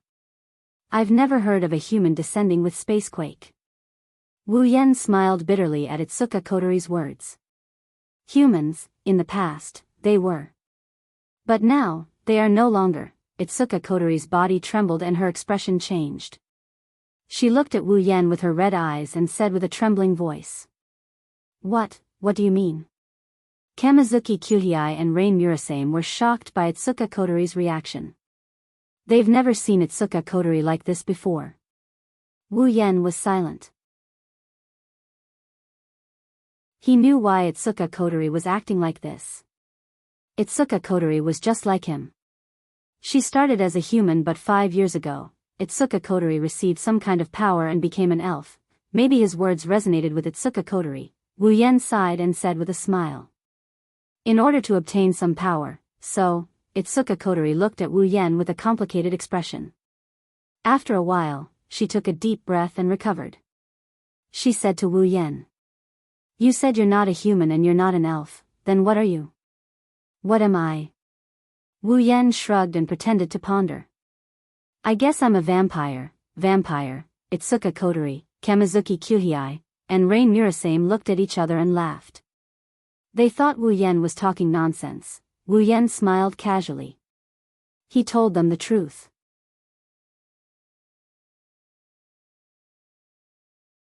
Chapter 410. Sometimes, people will doubt a lie, but they won't believe the truth. This is the perfect example. If a true ancestor wasn't a vampire, then no vampire would be qualified to be called a vampire. Well, that's because the true ancestor was a vampire. Wu Yen didn't lie, but they just didn't believe him, vampire. Kotori looked at Wu Yen with a serious expression and said mercilessly. Are you an idiot? If you want an excuse, at least come up with a better one. Vampires don't exist in this world. Wu Yen crossed his arms and shook his head with a chuckle. So you're saying that elves do exist in this world? Kotori was rendered speechless by Wu Yen. She pursed her lips and retorted. But elves do exist in our world. Do you have any proof that you're a vampire? Itsuka Kotori chuckled to herself and put the pearl into her mouth. She mumbled, how is that possible? If there was, the werewolves would have been executed long ago. Wu Yen lowered his head and fell silent. Itsuka Kotori isn't going to let Wu Yen off the hook so easily. She mocked him again. Say, did you get hit in the head by Spacequake because you're not a spirit but you came here together with Spacequake?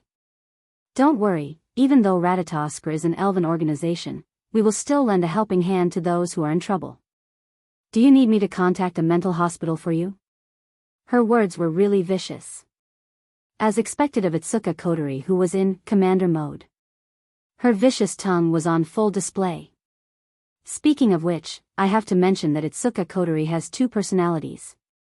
One of them is the cold and vicious commander mode, while the other is the naive and cheerful sister mode. The two personalities are worlds apart. When Kotori wore a black ribbon, she would be in commander mode. When she wore a white ribbon, she would be a cute little girl. She would be in little sister mode. Now, Itsuka Kotori is wearing a black ribbon on her head. She's in her commander mode with her venomous tongue. Just look at how venomous Itsuka Kotori can be when she's in this mode. She didn't hesitate to taunt Wu Yen when they first met. Kyuhei and Rain Murasame seemed to be used to Kotori's vicious tongue, so they didn't say anything. Kotori, on the other hand, had a bad feeling after mocking Wu Yen. Wu Yen started walking towards Itsuka Kotori on the command deck. Itsuka Kotori flinched and she wrinkled her nose. What are you doing? Didn't you want to see the evidence? Wu Yen raised his head and he flashed a radiant smile at Kotori. His words sent chills down Kotori's spine. Let me suck your blood and you'll know. Blood. Itsuka Kotori shrunk her head subconsciously, but she quickly realized she was showing weakness, so she quickly straightened her back. Sure. I want to see if the so-called vampires really exist. Is that so? Wu Yen giggled and he jumped onto the command platform before Kanazuki Kyuhei and Murasame Rain could react. Kotori jumped in fright. Then I won't hold back. As soon as he said that, Itsuka Kotori felt her hair stand on end. She was completely dumbfounded. Wu Yen slowly opened his mouth and revealed two sharp fangs. Speaking of which, this is the first time Wu Yen bared his fangs. He didn't think that the first time he bared his fangs would be under such circumstances. But, it's not a big deal, the first time he sucked blood, he sucked his own blood anyway. Itsuka Kotori is completely stunned. Wu Yen pressed down on her shoulders and he slowly inched his way towards her neck. I am going to move. When Wu Yen spoke slowly, Kotori finally reacted. She saw the two sharp fangs in Wu Yen's mouth and she was scared. No, Itsuka Kotori yelled. She placed her hands on Wu Yan's chest and pushed him away with all her might. But, how can she beat Wu Yen in terms of strength? As a result, a scene of rape unfolded in the spacious command room. Commander Kanazuki Kyuhei was shocked. His handsome face, no, his pig face was furious. He forgot about Wu Yan's combat ability and rushed towards the command desk. Commander, I'm coming to save you. A foot appeared on Kyuhei Kanazuki's face as he was kicked off the podium. It was Itsuka Kotori's little foot that was kicking him off the podium while she was struggling to free herself. Stop. Stop it. Kotori pushed Wu Yan with all her might, but Wu Yan didn't budge at all. Kotori screamed with her eyes closed. For the first time in her life, Kotori wished that she still had her fairy power. Be a good girl and don't move. Let me suck you. Wu Yan said unhappily. Didn't you want to prove yourself? Why did you reject me? There's no need for that. There's no need for that. I believe you. Itsuka Kotori said with tears in her eyes. She did believe it. After all, the two sharp fangs might be fake, but the fear that came from the bottom of her heart was real. Her instincts told her that the person before her was indeed a vampire.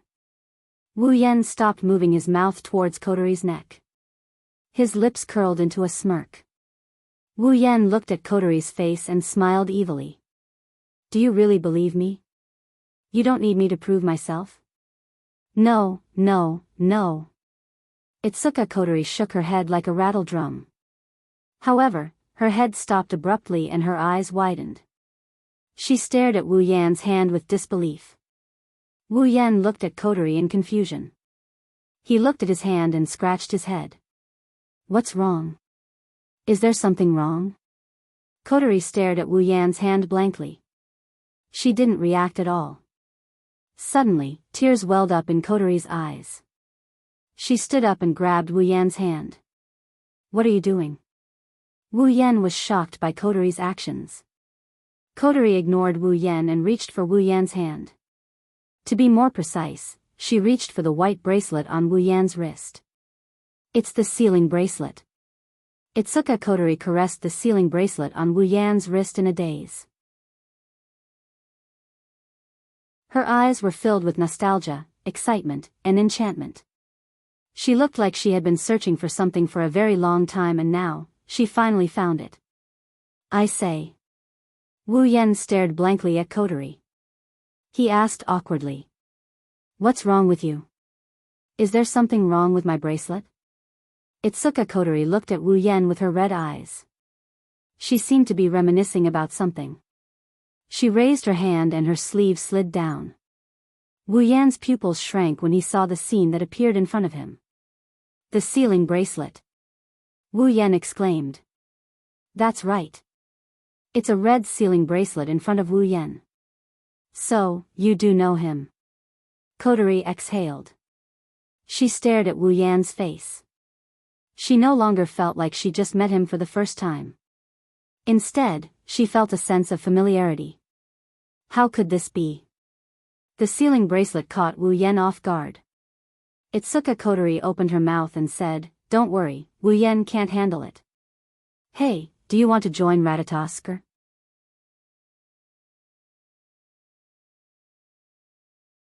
Chapter 411. Listen up.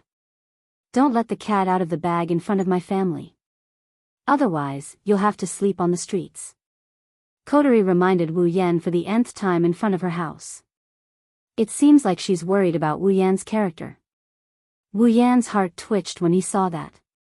Wu Yan wanted to look up at the sky and let out a long sigh, but when he raised his head and saw the house in front of him, he stopped what he was about to do and his expression turned weird.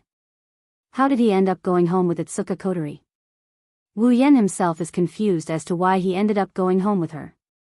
When he saw the red sealing bracelet on Itsuka Kotori's wrist, Wu Yan's mind went haywire. He had no idea what's going on here. It was his first time in this world, and it was his first time meeting Kotori. Why was she wearing the sealing bracelet? Could it be that the sealing bracelet exists in this world? As soon as the thought popped up in his mind, the system notification told Wu Yan that the sealing bracelet can only be found in the system. In other words, the sealing bracelet on Kotori's wrist came from the system. But then again, there's no way to explain this. He and Coterie just met today, and they didn't know each other at all. He's never been to this world before. More importantly, other than that time with Flanderchan, he's never exchanged for another sealing bracelet. Where did the sealing ring in the 5 rivers zither come from? If the red sealing bracelet appeared, where did the white sealing bracelet go? If Coterie was wearing the sealing bracelet, could it be that her elven powers were sealed by the sealing bracelet? These 3 questions had been lingering in Wu Yan's mind ever since he saw the sealing bracelet on Coterie's wrist. When Coterie asked if he wanted to join Ratatoskr, Wu Yan nodded. And so, Wu Yan officially became a member of Ratatoskr. He's a combat commander too. Ratatoskr isn't inferior to AST in any other aspect. In fact, they're even better than AST in certain aspects. Their only weakness is that Ratatoskr's attitude towards elves is to save them. That's why Ratatoskr can't even compare to a normal army, let alone AST. Wu Yan's appearance just so happens to make up for this weakness.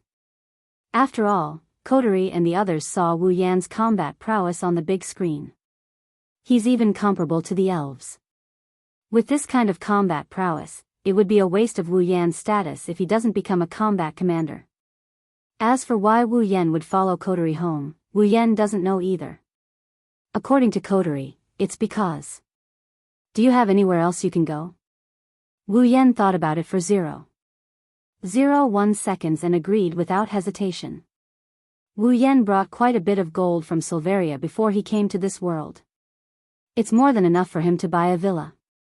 But, rather than living in a house by himself, he might as well go home with a cute girl. Wu Yan is also curious about the main character of this world, Itsuka Shido. The main characters of Whirlwind the Butler and Magic Catalog are both unlucky. If he gets close to them, Wu Yan is worried that their bad luck might be contagious. Compared to the other 2, Itsuka Shido is much easier to get along with. Most importantly, Itsuka Shido was an honorable planner of the Light Clan. The arrogant Itsuka Coterie was conquered by Itsuka Shido when she was young. In other words, Itsuka Coterie has a brother complex. Wu Yan looked at Itsuka Coterie with a regretful look. She's a cute chick, but she's already been taken over by someone else. It's not like the person who did it is a scumbag. Wu Yan has no interest in NTR other people. Of course, Itsuka Coterie shivered when she saw Wu Yan's regretful gaze. She bared her fangs and said angrily, "What are you up to this time?" Wu Yan chuckled dryly and muttered, "Why do you say, again?" "Huh?" Itsuka Coterie harumphed. She turned around and looked at the entrance of her house. She hesitated for a moment before she turned around and said, "Listen up. Don't let the cat out of the bag in front of my family. Otherwise, you'll really have to sleep on the streets." Wu Yan's face crumbled in an instant. "You've told me that many times, I'm just worried that you won't remember. What should I do so that I won't give myself away?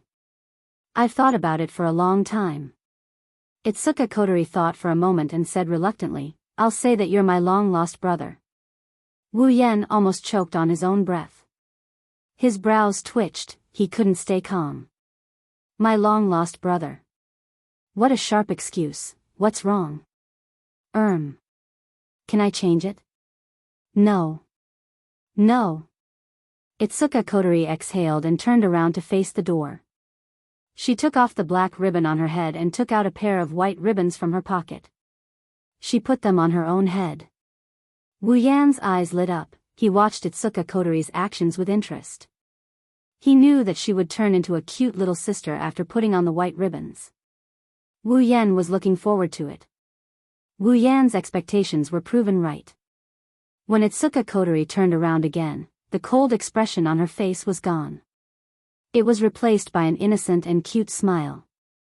She blinked at Wu Yan and said with a smile, "Go in, Oniai-chan."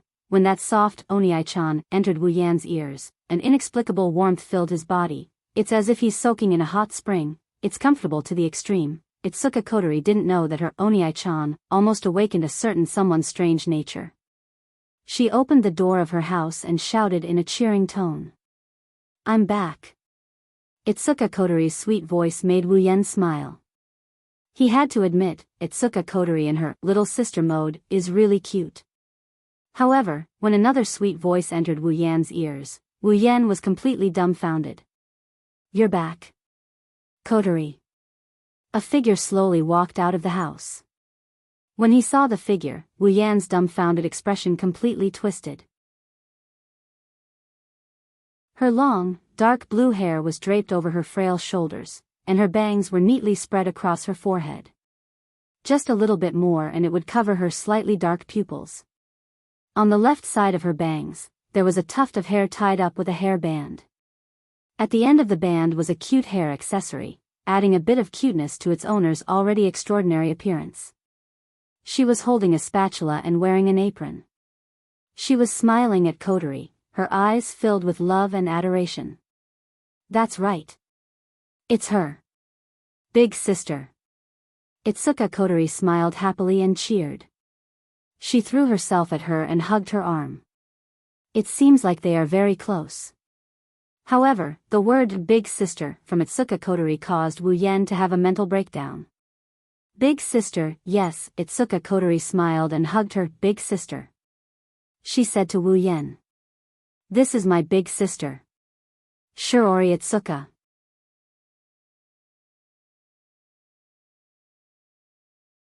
Chapter 412. Itsuka Shiori. Itsuka Kotori's older sister? Female? What about Itsuka Shido? Did Itsuka Shido turn into a girl? Is this Itsuka Shiori the main character of the original novel? Looking at the two girls hugging each other intimately, Wu Yan felt a bit absent-minded. He had imagined a lot of situations where he would come into contact with the main character, but he didn't expect the final outcome to be like this. In the original work, Itsuka Shido did dress up as a woman. However, that was because he was trying to woo a certain elf who hated men. Wu Yan didn't believe that Itsuka Shido would dress up as a woman at home, or at least, he didn't have a habit of dressing up as a woman. Wu Yan swallowed his saliva and smiled awkwardly. He turned to Itsuka Kotori and asked in a serious tone. Do you only have one older sister in your family? Yes, Itsuka Kotori looked at Wu Yan strangely. She didn't understand why Wu Yan acted like this when he saw her older sister, but she still answered honestly. Are you sure you don't have an older brother? Itsuka Kotori shook her head quickly. Her two red ponytails swung back and forth, giving her a youthful vibe. Nope, I only have one older sister. Wu Yan's mouth twitched. In his mind, the thousands of tables in front of him had been destroyed by Wu Yan in the most violent way possible. He didn't expect Itsuka Shido to really turn into a girl. At this moment, Wu Yan felt like the date battle world that he was familiar with has become a stranger. The ceiling ring that appeared out of nowhere. The main character of the original novel turned into a girl. Even if the plot characters are still the same people, no more, no less. At most, one of the main characters will be turned into a girl. But, Wu Yan can't be sure if things will continue the way they did in the original work in this world. When Wu Yan had this thought, he didn't know if the story would continue the same way as the original novel. Everything that happens next is beyond his expectations. Shiori furrowed her brows as she looked at Wu Yan, whose expression kept changing. She also noticed the weird questions he asked her. She pulled Itsuka Kotori and whispered into her ear. Kotori, who is this person? He looks really strange and suspicious. If Itsuka Kotori was in commander mode, she would be shocked by her sister's intuition. She would then reveal all the strange and suspicious things about Wu Yan without hesitation. Of course, Itsuka Kotori was a good girl in her younger sister mode. She shook her head as if she was trying to defend herself. He's not a strange person. Itsuka Kotori stepped forward and opened her hand. She grinned mischievously at Wu Yan. Sister. Let me introduce you, this is Kotori's long-lost older brother. Long-lost older brother? Itsuka Kotori's words didn't make Shiori feel relieved, it made her even more confused. Kotori, how come I've never heard of you having a long-lost older brother? It's reasonable for Shiori to ask such a question. After all, Shiori isn't Kotori's biological sister. Even though Shiori and Kotori have been living together for a long time, Shiori isn't sure if Kotori has a long-lost older brother. Kotori scratched her head and stuck her tongue out at Shiori. She said embarrassedly, "It's because I didn't know before, I only found out recently that I have an older brother." "Is that so?"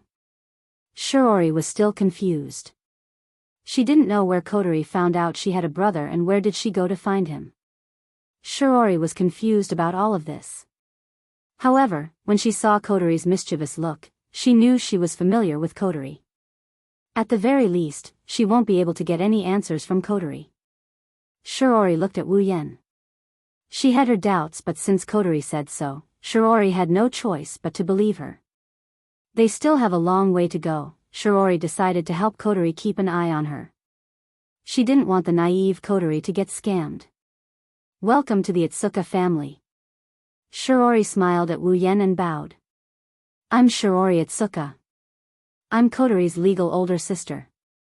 "Nice to meet you." "Of course not." Wu Yan turned his head away. To be honest, he really doesn't know how to deal with this feminine main character of the original work. Whether or not the main character is feminine has nothing to do with him, but the fact that Wu Yan was caught off guard is a fact. Suddenly, Wu Yan's eyes lit up and he looked at Itsuka Kotori, who was giggling. The protagonist is feminine. In other words, Itsuka Kotori was not conquered by the main character.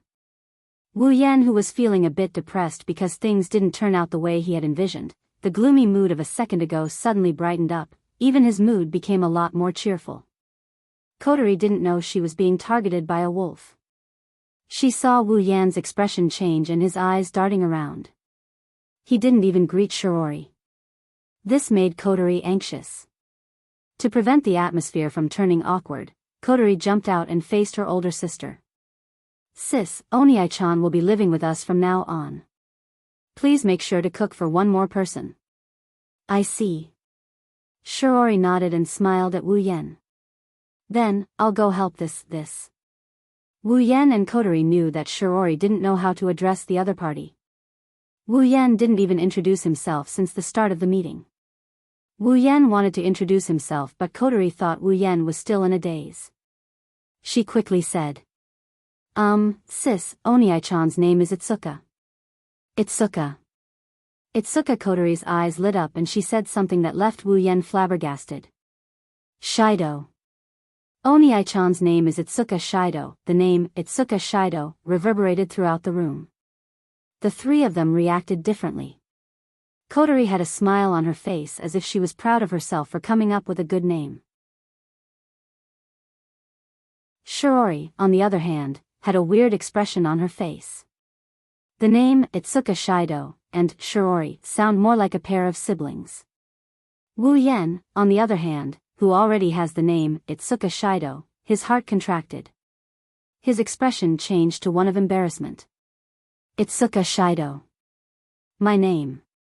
How should I react?" Wu Yan forced a smile as he looked at the happy Kotori. Itsuka Shido." Kotori made a funny face at Wu Yan. She tried to tell herself not to be so embarrassed. How would Kotori know what the name, Itsuka Shido, represents? "Is there anything you're not happy about?" "Oniai-chan." "No. He's the main character now, what's there to be unhappy about?" Shiori tilted her body and she told Wu Yan. "Well then, Shido-kun, let's go inside first. Once I'm done cooking, I will help Shido-kun clean up a room." Wu Yan had nothing to say. He smiled helplessly at Shiori. "Then, I'll have to trouble you, Shiori." Shiori smiled sweetly. "Since Shido-kun is Kotori's brother, then you're my brother as well. Please don't be shy, just treat this place as your home. Oniai-chan, let me introduce you to this house." Itsuka Kotori nodded. She grabbed Wu Yan and Shiori by the hand and they walked into the house.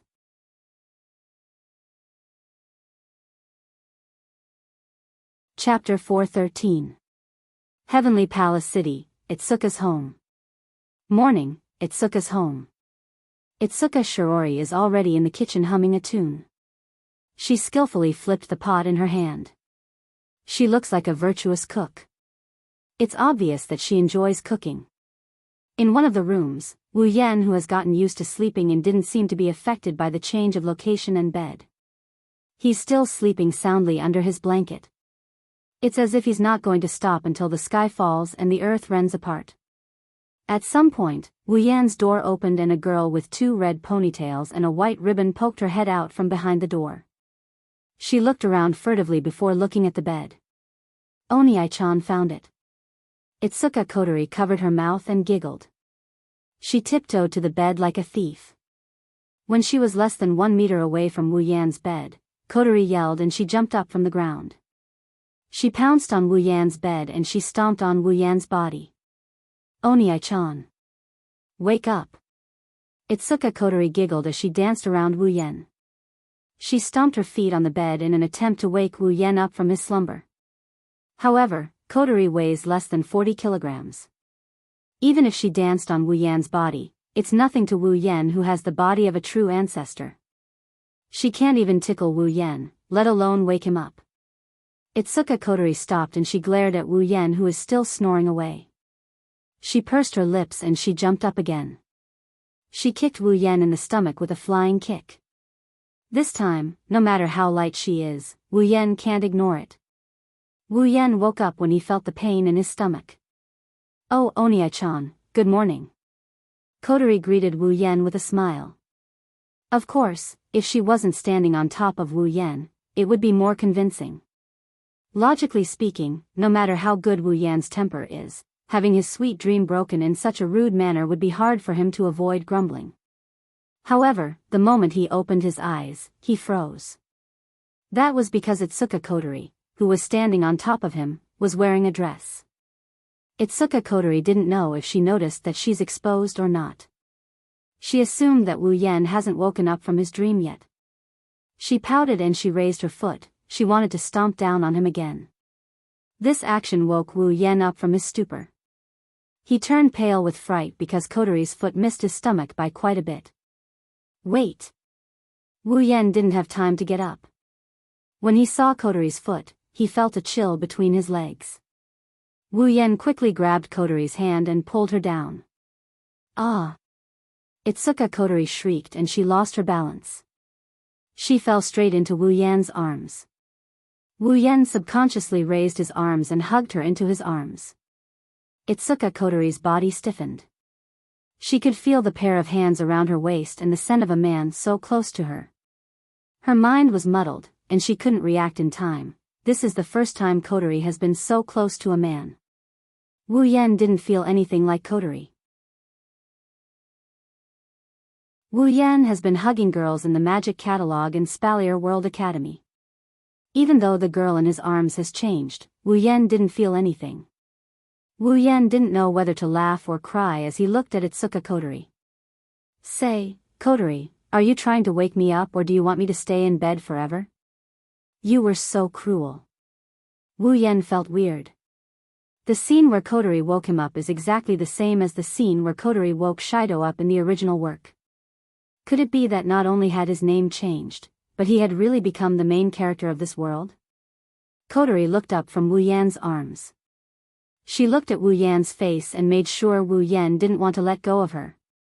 She said weakly, big brother, can you let go of me first? Wu Yan paused and realized he was holding Kotori in his arms. Wu Yan smiled when he saw Kotori's shy expression. Not only did he not let go of Kotori, he tightened his grip and pulled her into his embrace. Wu Yan's lips curled into a naughty grin. Let go? My naughty little sister woke up her big brother with a prank. How can I not punish her? Itsuka Kotori's face flushed red, even her head felt a little dizzy. If it was a gentle hug before, then now it's a deep hug. Itsuka Kotori could even feel his thick chest pressing against her small breasts. I know I was wrong.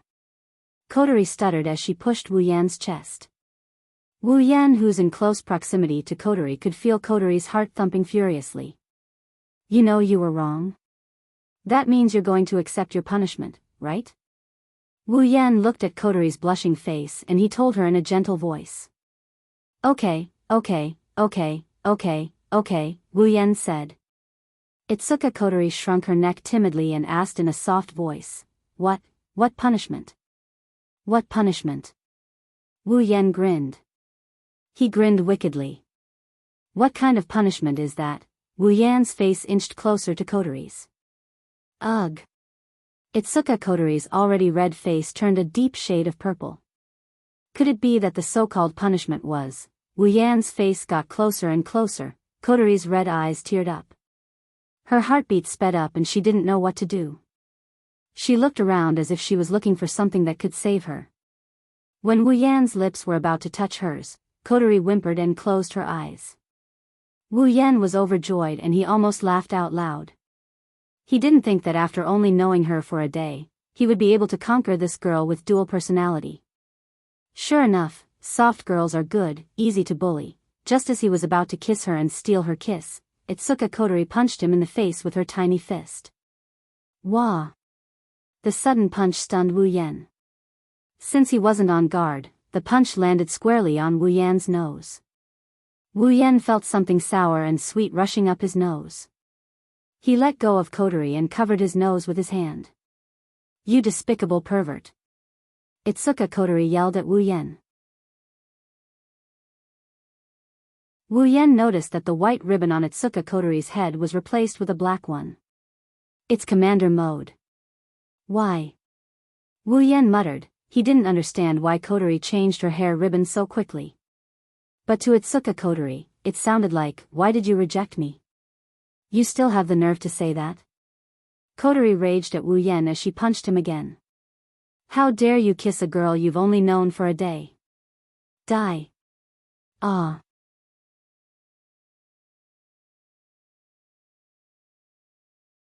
Chapter 4:14. Itsuka Shirori is holding a bowl of rice in her left hand. She didn't pick up the chopsticks in her right hand. She's looking at Wu Yan and Kotori with an odd expression on her face. No one can tell what she's thinking.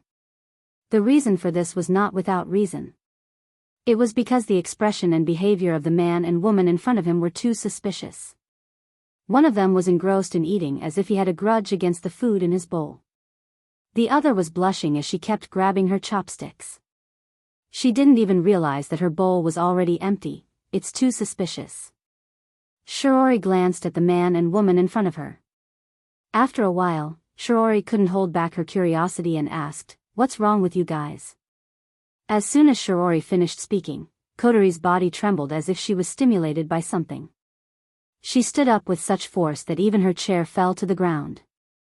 Kotori blushed and closed her eyes. She yelled at Shirori. Nothing. Nothing at all. Shirori froze on the spot. She looked at the shy Kotori and didn't understand why Kotori had such a big reaction. Did something really happen? Shirori tilted her head and looked at Wu Yan, who was shaking his head with a bitter smile. She asked carefully, Did I miss something? Shiori's words reminded Kotori of what happened this morning. Kotori blushed. Kotori felt lucky that she managed to stop the car at the last moment and changed into the black satin belt as fast as she could. Otherwise, Kotori doesn't dare to look at Wu Yan anymore. It's not only because Wu Yan wanted to do something beyond friendship with her, it's also because she punched Wu Yan twice in her commander mode. She was too embarrassed to face Wu Yan. Of course, Kotori wouldn't tell Shirori about this. Wu Yan also wouldn't bring up the fact that he got punched twice for his sister. Thus, the two of them fell silent. Seeing this, Shirori was even more certain that she must have missed something. Something must have happened between the two people in front of her. Shirori bit the end of her chopsticks and hesitated for a bit. She didn't force Lu Zhou to answer. Instead, she lowered her head. Ugh, I care so much. It has to be said that in every girl's heart, there is a flame of gossip. At this moment, a report came out from the TV. Early this morning, a small spatial quake was observed in the suburbs of Heaven Palace City.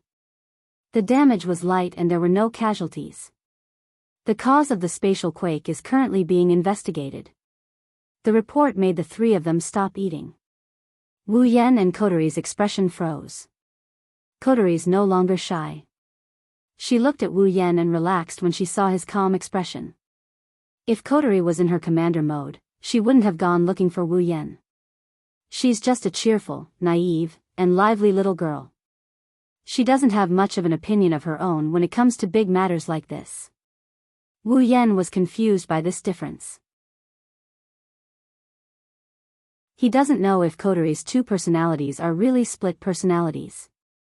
On the surface, the two personalities share their memories. Kotori should know how to deal with spatial quakes calmly after seeing her other self as a commander. Of course, with such a profound question, he didn't even give the original story. How could Wu Yan come up with an answer in just one day? So, as usual, he'll just let it be. He'll cross the bridge when he comes to it anyway. Shiori didn't know that her two seemingly normal family members were in a different world from her, at least not for now. She looked at the TV and said, "Is it a bit too much lately? Shiori is obviously talking about spatial quakes."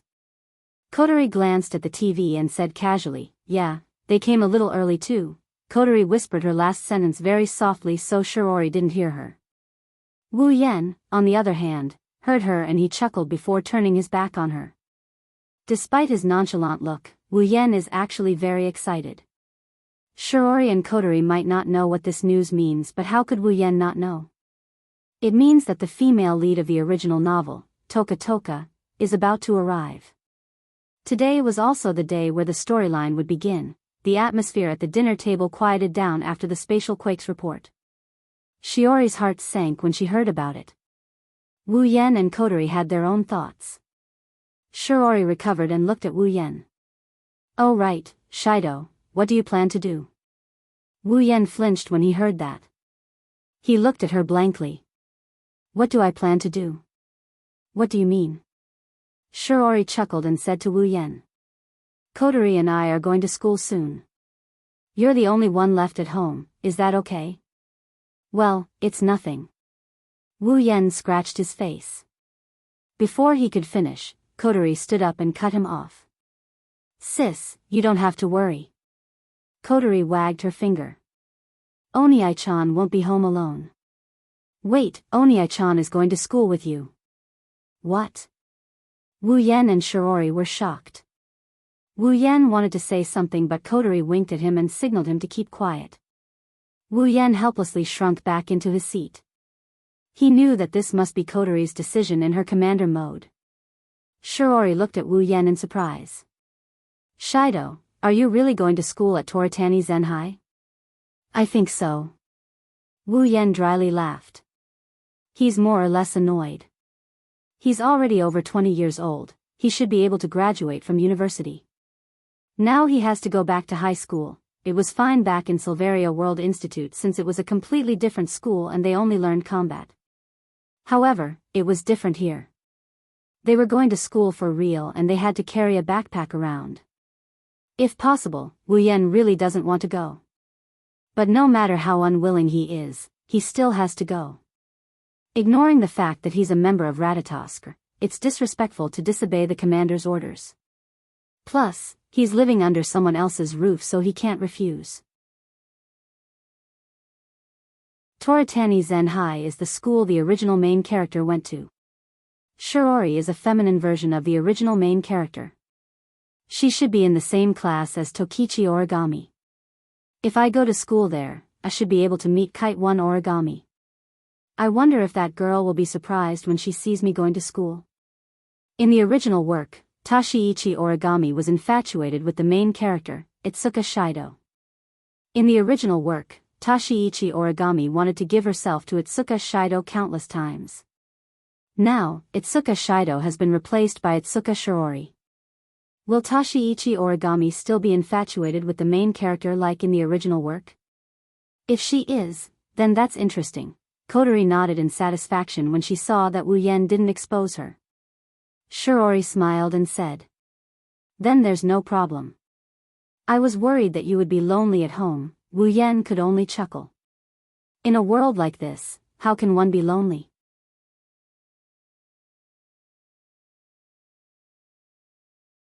Chapter 4:15. On the way to school, Kotori is jumping up and down while mumbling about the super deluxe children's meal. Shirori was reluctant when Kotori asked to go to the family restaurant for the super deluxe children's meal, but now, she has a knowing smile on her face.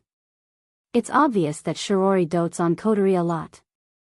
The two beauties had happy smiles on their faces. Along the way, they attracted a lot of attention. However, Wu Yan, who was walking beside Itsuka Shirori, had a helpless expression on his face. Of course, this isn't because Kotori wanted to eat the super deluxe children's meal. This is something that happened in the original story as well. Wu Yan expected this to happen, so he didn't feel anything against it. After all, Kotori's request to eat the children's meal was the start of the story. What makes Wu Yan helpless is the clothes he's wearing. To be more precise, it's a uniform. He was wearing a suit with a white shirt and a blue striped bow tie. His trousers were gray trousers and a black jacket. He was also carrying a briefcase-like backpack in his hand. He was completely dressed like a high school student.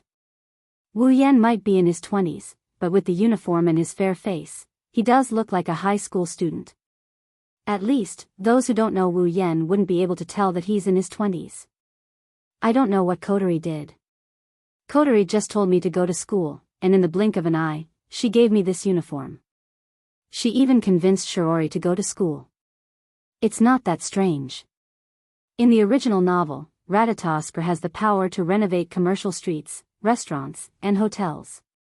With this kind of power, it's a piece of cake for Wu Yan to go to school. Thus, it was decided that Itoka Shido would be admitted to Dorichi Zen High School. Wu Yan originally wanted to go to Fraxinus to wait for Yaton Toka to descend and take a look at the airship. But now, he decided to go with Shirori to the school instead. However, even if they went to the school, it wouldn't be of much use. After all, it wouldn't be long before the spacequake appeared.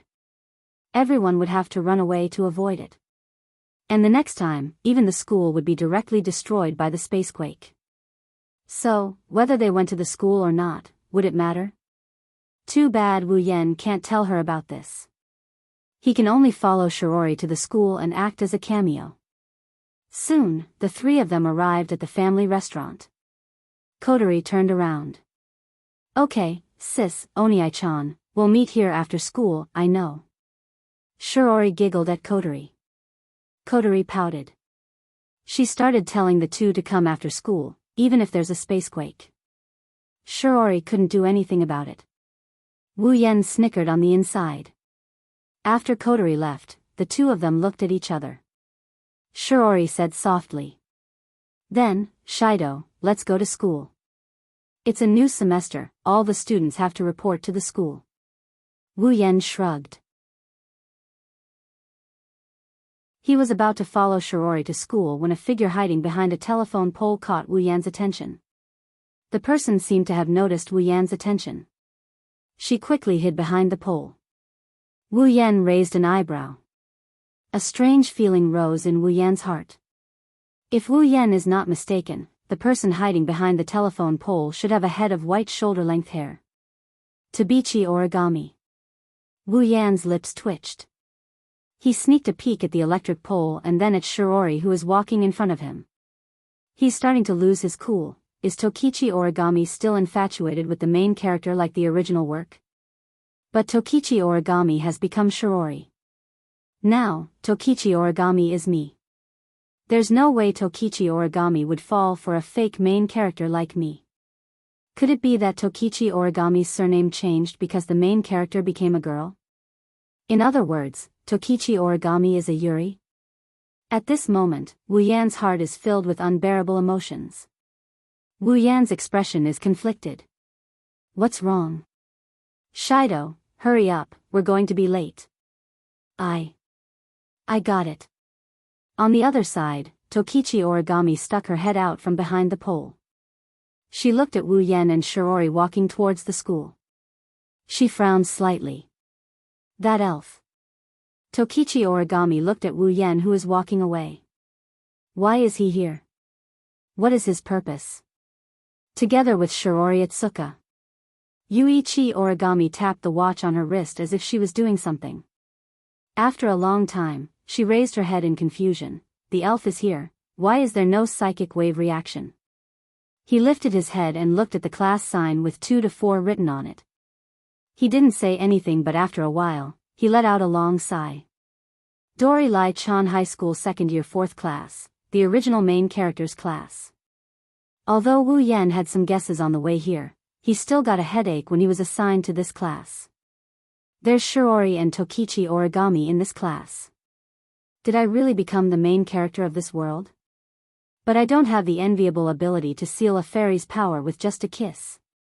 In the classroom, the seemingly cute but aged head teacher also finished the opening speech of the new semester. She said to the students below, "Well, next, there will be a transfer student who will be joining our class and learning with us." Hearing this, the students all had different reactions. They were just guessing the surname and appearance of the person. For these students, it was undoubtedly an exciting thing to have a beautiful female classmate or a handsome male classmate in the same class as them. Shirori, who was sitting in the last row, was stunned when she heard the homeroom teacher. "Transfer student. Don't tell me it's Shido. He's in this class." The homeroom teacher seemed to have expected this reaction, so she didn't say anything else. She turned around and faced the door. "Please come in." Outside the door, Wu Yan slapped his cheeks. He decided to stop tormenting himself. It won't be long before the spacequake alarm goes off. Everyone in the school will have to take shelter. He might as well sneak out when that happens. Wu Yan slowly opened the door and he walked up to the podium under the watchful eyes of the entire class. He looked at the students and he smiled at Shirori, who had an "I knew it" expression on her face. He then glanced at Tabichi Origami, who was glaring at him, and he wrote his name on the blackboard. Itsuka Shido. The students were stunned when they saw this name. They all turned to look at Shirori. Shirori felt a bit embarrassed, but it was inevitable. After all, these two names can give people a lot of thoughts. "I'm Itsuka Shido." Wu Yan's expression was a little unnatural when he said the name, but he quickly brushed it aside. "Nice to meet you all." The students were stunned when they heard Itsuka Shido's simple self-introduction. They looked at each other and the atmosphere froze. Even the homeroom teacher smiled awkwardly. She didn't know what to say.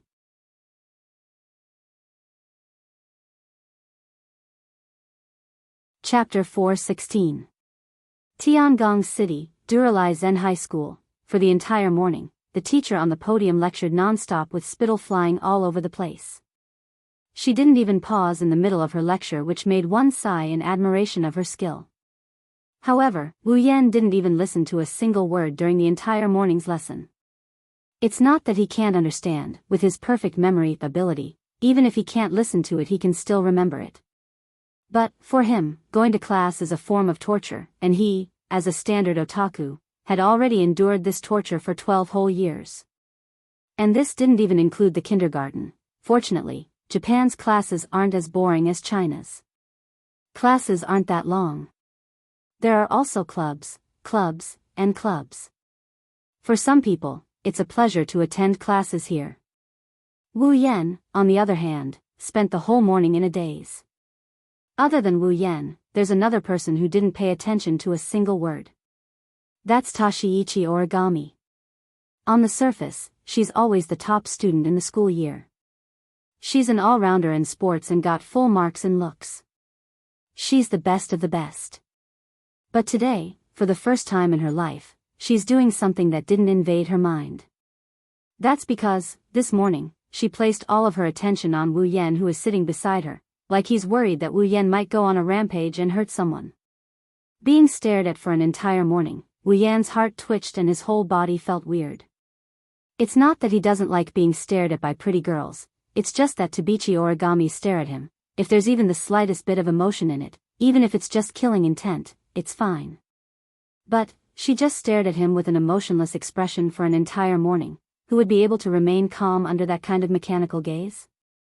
After class, Shirori tidied up her textbooks and her desk before looking at Wu Yan. "Shido, let's go to the family dining room. Kotori should be waiting there." Wu Yan was about to nod when Tashiichi Origami suddenly stood up. Wu Yan froze. Tashiichi Origami walked up to Wu Yan and stared at Wu Yan's face.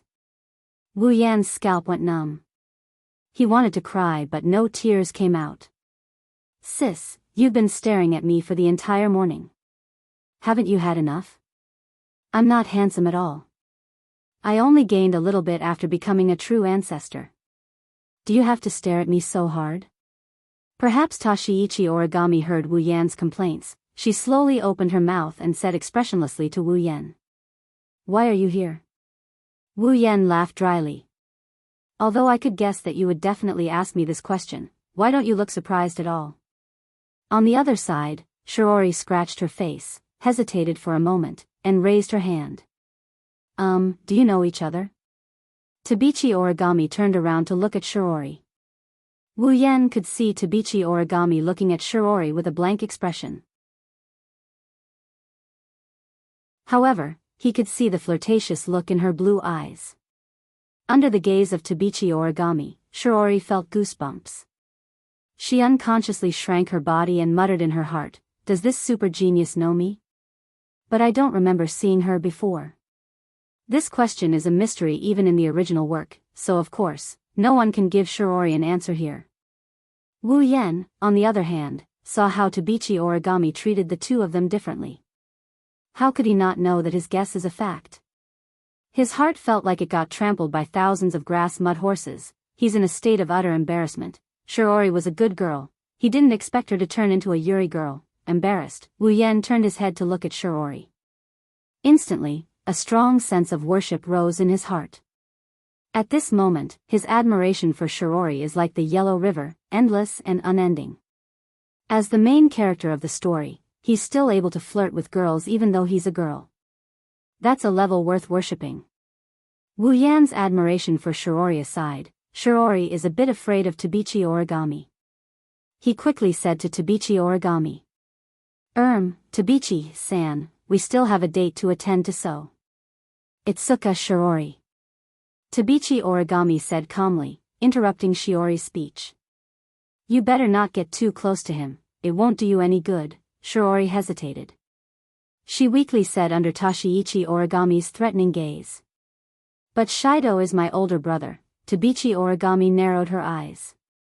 Of course, she wouldn't doubt Shiori's words. However, she would rather die than believe that an elf is Shiori's older brother.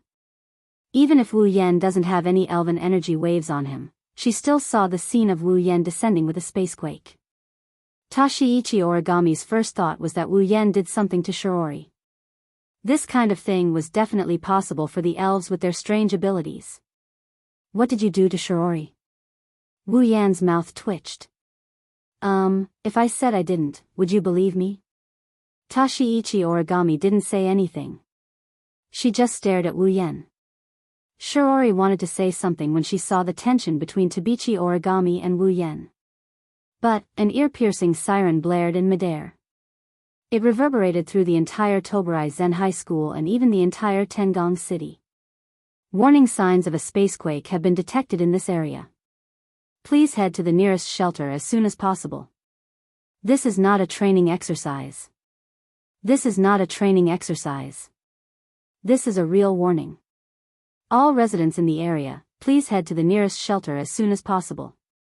All residents in the area, please head to the nearest shelter as soon as possible. I repeat, warning signs of a space quake detected in this area. It's here. The spacetime alarm went off and everyone's expression changed.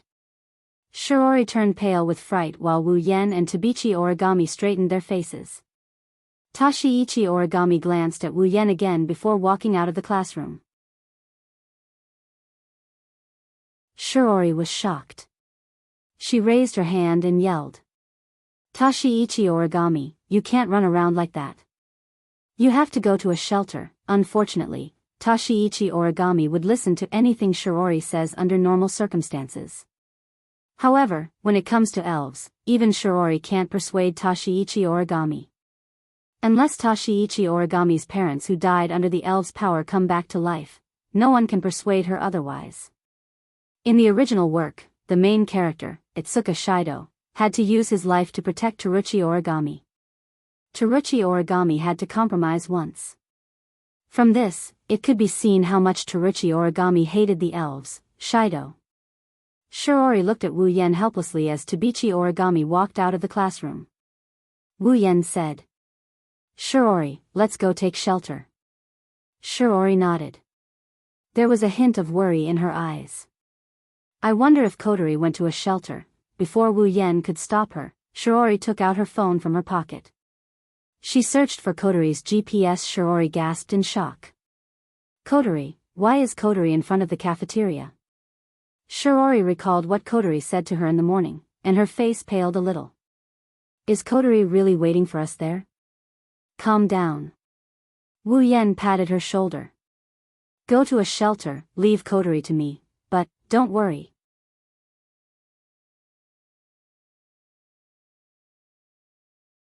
Chapter 417.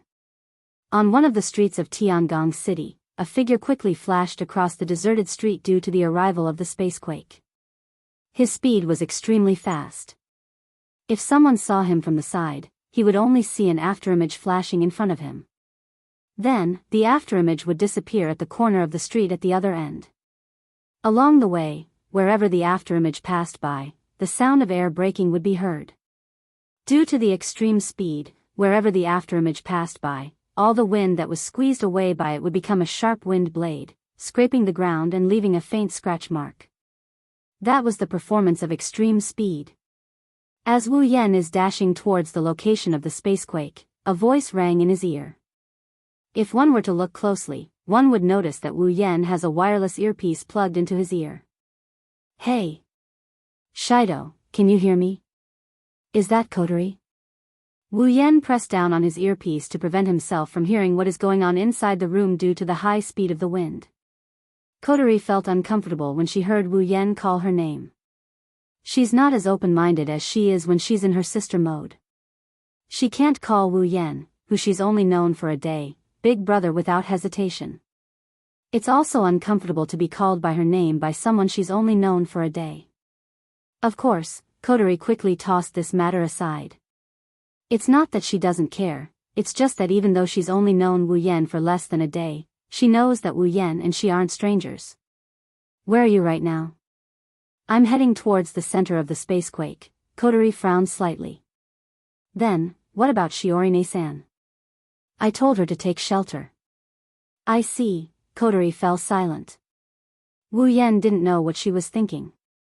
Kotori fell silent when she heard that Shiori didn't come with them. Wu Yan could guess what's going on. For some reason, Shiori has an ability that allows her to seal the power of fairies into herself by kissing them. This ability is also the ability of the original main character, Itsuka Shido. As Shiori's younger sister, Kotori knew that Shiori had this power. Therefore, to Ratatosk, who wanted to save the elves, Shiori's power was the most important thing they could do to save the elves. In the original work, Kotori worked with her brother to improve the favorability of the elves step by step, thus sealing their power and allowing them to live a normal life. But here, the situation was completely different. In Kotori's heart, she didn't want to drag her doting older sister into this whirlpool that could cost her her life. If Shiori Itsuka was Shido, Kotori would push him to the front lines without hesitation to communicate with the elves. But here, Shido had turned into Shiori Itsuka. Perhaps, in everyone's mind, the boy should be the one to take responsibility. That's why Kotori pushed her older brother to the forefront in the original work. But when the person in question changed from older brother to older sister, as a younger sister, Kotori couldn't help but feel pity for her older brother. But there's no helping it, Shiori's power is very important to Ratatosk, so even if Kotori couldn't bear it, she would still borrow her power. But now, it's different. That's because Wu Yan is here. Hey, do you still have that kind of bracelet that can seal power? Wu Yan couldn't help but be stunned. A bracelet that seals one's power? Are you talking about the sealing hoop? It doesn't matter what it's called. Do you still have it? I do have some. If he wants the sealing bracelet, he can get it from the system at any time. Kotori's sudden question baffled him, but he still answered honestly. That's good. Kotori's expression relaxed. She smiled when she saw Wu Yan's current location reflected on the screen. She sucked on the jewel in her hand and she said in a serious tone. Listen up, Sherdao. Ratatoskr will assist you from now on. Your mission is to use the sealing ring to seal the power of the descending elf. Huh? What do you mean by, huh? Coterie yelled. Answer yes. Yes. Wu Yan sighed and put down his hand from his ear. He didn't know whether to laugh or cry. Great, I'm going to be the main character of this world. It's a pity that my props, which were about to break through 1,000,000 with great difficulty, are going to shrink again this time. Wu Yan dodged another corner and he dashed towards the location of the spacequake. His smooth movements and shocking speed made the people in Fraxinus feel dizzy watching him on the big screen. Suddenly, a terrifying spacetime wave appeared in front of Wu Yan. The wind around him became heavier. At the same time, a black light flashed in front of him. Beep. Spatial tremors have been detected around the user. Beep. User has entered the effective detection range of Spacequake. Would you like to materialize Spacequake? The system notification rang in Wu Yan's mind. Wu Yan's serious expression turned into joy. He said, yes, in his mind. Beep. Spacequake materialization has begun. Materializing. Almost at the same time that the system prompt rang out, the space before him trembled and a huge black sphere abruptly swelled up from the street in front of him. Logically speaking, when the spacequake phenomenon occurred, wherever the huge black sphere passed by, everything would be shaken into ruins. However, the spacequake this time was a little different. The black sphere expanded, but everything that it came into contact with, including those that should have been turned into ruins, was actually standing in the black sphere, unscathed, as if nothing had happened. In Fraxinus, all the members of Ratatoskr, including Coterie, were stunned as they looked at the big screen. What's going on? Why didn't the spacequake destroy the environment? Kyuhei Kanazuki stared at the screen in disbelief. Everyone else had the same reaction. Only Coterie frowned. She looked at the black dot on the screen. It's Wu Yan. She didn't say anything. The black sphere floated through the air, the destructive force inside turned into a wave of wind. It blew against the buildings like a gentle breeze, nothing was damaged. Then, the black sphere trembled as if it was undergoing a thermal expansion and contraction process. The black sphere shrunk to the size of a palm before it flew into the air.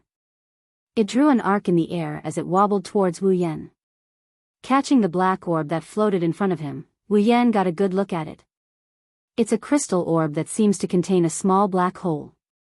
The black hole inside is spinning and black light seeped out of the orb. It's a bit of a dark beauty. Beep. Obtained dimensional orb. Holding the space orb, he glanced at his quest tab. The 010 has turned into 110. Wu Yan grinned and he tossed the space orb into the air. A crimson spatial ripple appeared and sucked the space orb in before it disappeared into thin air. As for Wu Yan, he went to the epicenter of the spacequake. There, he saw a purple figure.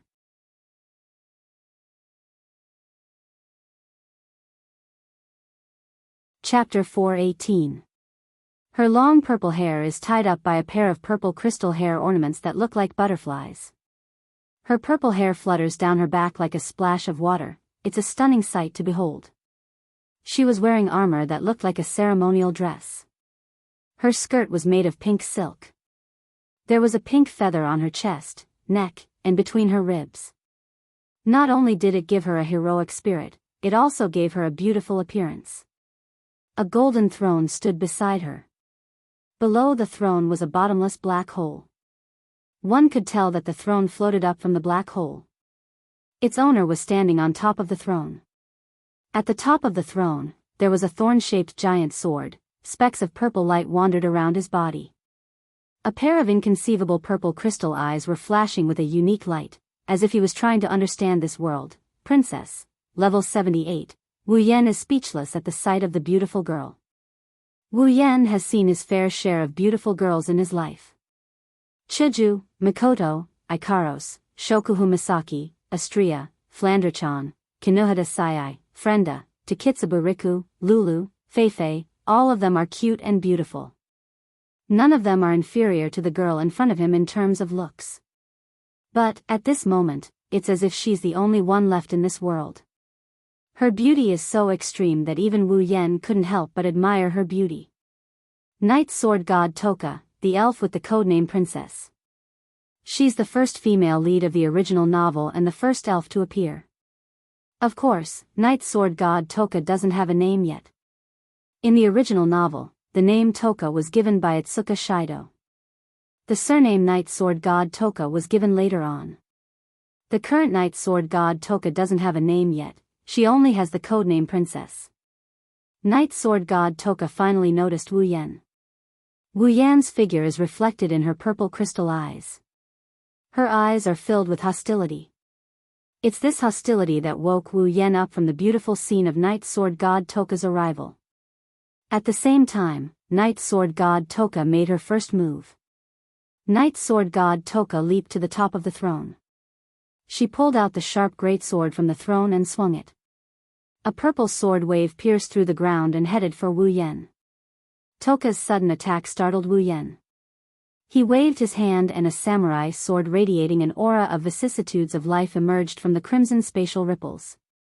Wu Yan grasped the sword in his hand. Nyedan no Shana. When Wu Yan gripped Nyatono no Shana, the red lotus fire ignited on the blade. The dense red flames howled in the air, causing the surrounding air to heat up. Wu Yan did the same thing as Toka, he swung his sword with all his might. In an instant, a wave of fire gushed out from the nether temple Shana and ignited the ground to meet the violet sword wave. The two forces collided. Bang! The collision between the sword wave and the fire wave completely destroyed the surrounding ground. The buildings and the ground that were originally intact because of the spacequake could not escape the fate of destruction under this collision and turned into ruins. Night Sword God Toka was stunned. She tilted her head in confusion. In her limited memory, there was no memory of a human who could use an angel. Could it be that the opponent was also an elf? The so-called angel was actually a weapon used by elves. For example, the great sword in Night Sword God Toka's hand and the golden throne were her angels. Elves can summon their angels by using their own power. Clearly, when Wu Yan pulled out Nyedan no Shana from the gate of Babylon, Night Sword God Toka thought it was an elf using an angel. With that thought in mind, Yamadagami Toka didn't let go of his hostility towards Wu Yan. Instead, the hostility in his eyes intensified, he even looked a bit sad. Not just humans, even elves want to kill me? Night Sword God Toka raised her great sword and leaped into the air. Her body flashed in the air and she rushed towards Wu Yan at an incredible speed. Wu Yan's wine-red pupils shrunk and turned gold in an instant. His heart was heavy as he looked at Night Sword God Toka rushing towards him. The feedback from the system is clear. Night Sword God Toka is a level 78 being. Coupled with the power of an angel, Night Sword God Toka is comparable to Ikaros.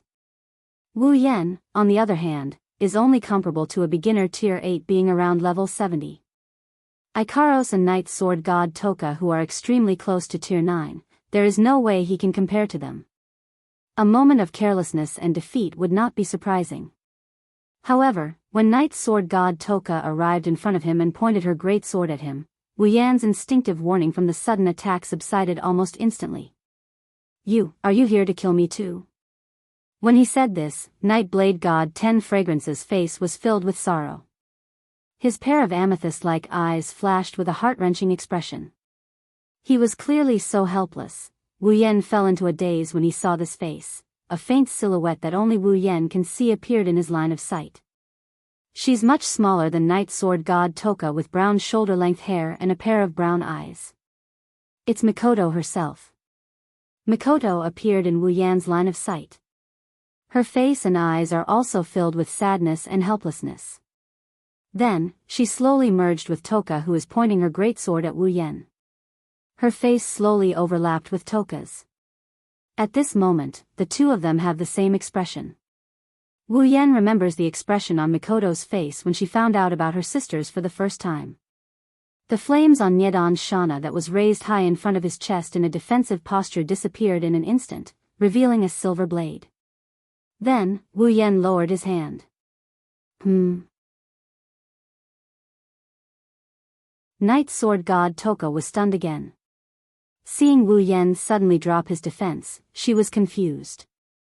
Under Night Sword God Toka's confused gaze, Wu Yan sighed and slowly reached out his hand towards her face. Night Sword God Toka's eyes became alert. She pushed her greatsword forward and pressed it against Wu Yan's chest. But Wu Yan acted as if he didn't see or feel anything. He still reached his hand towards her face. Because he leaned forward, a wound appeared on his chest. Night Sword God Toka didn't know what to do. She reflexively pulled back her greatsword. She didn't have time to dodge Wu Yan's hand. Wu Yan's hand caressed her face. Night Sword God Toka was stunned. She felt the hand caressing her face. She couldn't react at all. Really? Wu Yan shook his head with a smile.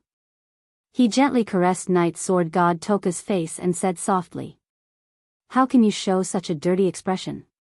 Don't you know that this expression makes people feel sorry for you?" Night Sword God Toka was stunned speechless. The naive Night Sword God Toka didn't know how to react at this time. She only knew that the person in front of her suddenly became very gentle. That hand was also very warm. It warmed her heart.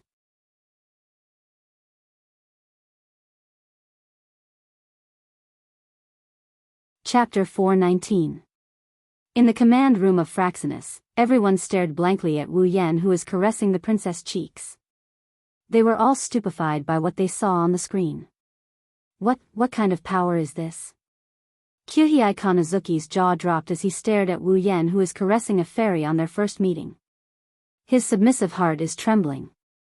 He didn't even need anyone's help. He raised princess favorability by more than 50%. Could it be that vampires don't just suck blood, they can also attract other fairies? The members looked at each other in dismay. They looked at the big screen and saw that the princess favorability bar was already half full. They were all speechless. "You're quite capable." Kotori bit the pearl in her hand and smiled delightfully. Kotori felt like a god had come to Ratatosk this time. The god of strategy. It's not just Kotori, everyone has the same thought. These self-proclaimed love experts are looking at Wu Yan with respect and admiration. This was a true expert in seducing girls. Little did they know, Wu Yan is just following his heart. He's just following his heart. He's not using any sort of strategy. Perhaps only this kind of heartfelt feeling could make a pure and kind-hearted elf like Night Blade God 10 Fragrance subconsciously feel warmth. "Commander." Just when everyone is admiring Wu Yan, one of the members suddenly yelled out with a serious expression. "What's wrong?" Kotori asked calmly. It's not that she doesn't care about the situation, but she can guess why that member is so serious. "AST is on the move. In 1 minute, we will arrive at the scene where Princess is. They are as fast as ever." Kotori is disappointed. With Wu Yan's godlike speed, if AST is any slower, Princess favorability bar might be full by now. Kotori overestimated Wu Yan. That kind of heartfelt feeling will only work once. At the very least, Wu Yan won't be able to raise the other half of her favorability in such a short amount of time. "Shido. Did you hear me?" Kotori's voice woke Wu Yan up from his pity for Mikoto and Toka. His golden eyes turned back to wine red. Wu Yan doesn't want to fight anymore. However, Kotori's next words made Wu Yan realize that he made his decision too quickly. "Shido. AST will appear in front of you very soon. It should be coming for Princess." Wu Yan furrowed his brows, feeling a bit dissatisfied. This AST may be made up of some pretty good girls, but the higher-ups of AST aren't any good people. If he doesn't think of a way to deal with this, he's going to get harassed by them in the near future. Wu Yan isn't afraid, he's not a fairy, so he doesn't have a fairy reaction. AST can't do anything to him. However, Toka isn't the same. She hasn't sealed her powers yet. Unless she leaves this world, Ast will hunt her down. Because of this, the night blade god 10 Incense showed such a sad expression. Wu Yan sighed and looked at the silent Toka. Hey, do you want to come with me? Toka flinched, she said blankly. Come, with me. Okay. Where are we going? Wu Yan chuckled and he put down his hand that was licking Toka's cheek. He held her hand instead. Where you can stay. Where I can stay. Toka's expression changed. Ever since she got her memories, every time she came to this world, she was hunted down by the natives of this world. She's been hunted down by the natives of this world. She's been hunted down by the natives of this world. She's been hunted down by the natives of this world. She's been hunted down by the natives of this world. What the Night Blade God 10 Fragrances could do was to fight back and run away while being chased by humans. Because she was kind, she did not want to harm lives. In the original work, the Night Sword God Toka once said that if Shido Itsuka hadn't saved her, then perhaps one day, she wouldn't have been able to hold it in anymore and would have swung her sword at the humans who were chasing after her. Then, from then on, she would have become a greedy elf who viewed life as ants. That's not a random statement. There's an elf who can be used as an example. In this life of fighting and running away, Toka has almost lost all hope. But now, there was someone who was telling him that there was a place for him to stay here. Those 4 words were like a bolt from the blue in Toka's ears. Wu Yan felt even more pity for Toka when he saw her like this. Who would have thought that under that sorrowful expression, Toka is just a simple, naive, and kind girl. She's obsessed with food and curious about the human world. She would reveal the most foolish and naive smile. She would be affected by a joke made by others. When she was hungry, she would look at others pitifully. When she was in a good mood, she would jump up and down. When she was in a bad mood, she would cry and scream. Night Blade God 10 Fragrances was such a cute sprite. Wu Yan finally understood why the main character, Itsuka Shido, knew how dangerous the frontline is and how he could lose his life at any moment. Yet, he still charged in without a care in the world. Because, after seeing them in such a state, how could he still turn a blind eye when he knew what was going on? I can't bear it. Wu Yan smiled gently at Toka. Do you want to come? Toka looked at Wu Yan with her crystal-like eyes. Her heart became more active than ever. She glanced at her hand and nodded. Wu Yan smiled. Well done. In the command room, Kotori looked at Princess who left with Wu Yan. Toka's favorability bar increased a lot. She couldn't help but praise Wu Yan. Kotori thought it would take a lot of effort to influence Princess's decision. She even asked the members of Ratatoskr to help Wu Yan conquer Princess. She didn't expect that less than 15 minutes had passed since Princess arrived. The conversation between Wu Yan and Princess was only a few short sentences. However, the effect was surprisingly good. Sure enough, it was right to pull him into Ratatoskr. This way, Shiorine-san won't have to get involved in this mess. Toka stared at her hand holding Wu Yan's. She couldn't help but want to talk to this person who made her feel warm. Wu Yan turned around and smiled. You can call me Wu. Air. Shido. Shido. Toka tilted her head. Wu Yan slapped his forehead. Shido, that's my name in this world. Name. Yes, name. Then I. Toka. Your name. My name.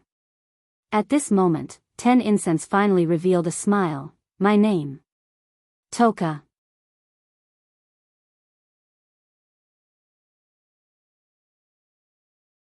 Chapter 420. Shido, where is this place? Toka looked at the building before turning to Wu Yan. She asked Wu Yan in a confused manner. Is this the building Shido was talking about, the place where she can stay? This is my home. Shidao's home. 10 Fragrances' purple eyes brightened. She said excitedly, then, does Shidao live here? Since it's my home, of course I live here. Wu Yan shook his head.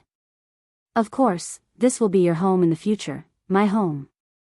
Toka laughed happily. She pulled Wu Yan and they ran towards Itsuka's home. Let's go in then. Seeing this, Wu Yan helplessly allowed himself to be dragged into the house. However, looking at Toka who is pulling him towards the door with a smile on her face, Wu Yan couldn't help but smile back. Toka is no longer wearing her armor. Instead, she's wearing casual clothes. She's holding Wu Yan's hand and she's wearing a red bracelet. Wu Yan's white bracelet now has another white bracelet on his wrist. On the way back to Itsuka's house, Wu Yan exchanged for the sealing bracelet. He explained the effects of the sealing bracelet to Toka and asked her to put it on. Everyone on Fraxinus saw this. Many of them cursed out loud. Even Kotori scolded Wu Yan over the radio. They all thought Wu Yan's actions were stupid. Her favorability towards him wasn't full yet he made such a request. Did he think elves were easy to negotiate with? Who would seal their own power for no reason? However, just as the members of Ratatosk were waiting for 10 Fragrance's favorability to drop, they were once again dumbfounded by what they saw. Toka put on the bracelet without hesitation. This was to be expected. Compared to her elven power, Toka cared more about her so-called shelter. The naive Toka didn't care about her elven power as much as others thought. Right now, 10 Fragrance's heart was filled with hope.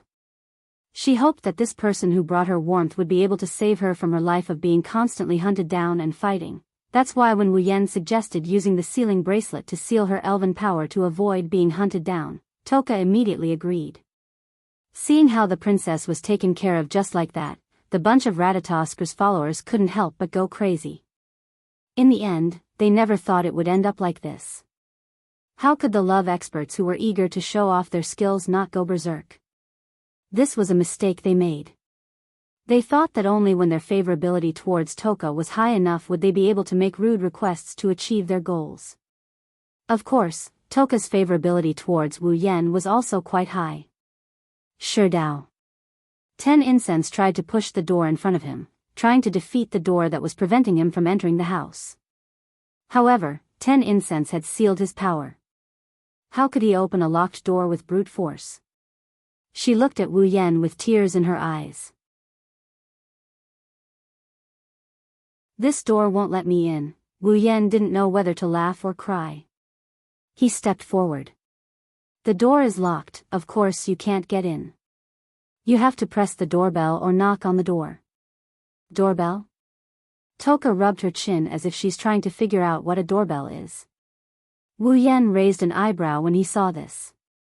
Sure Dao. The door opened from the inside. Shiori poked her head out and saw Wu Yan. She was overjoyed.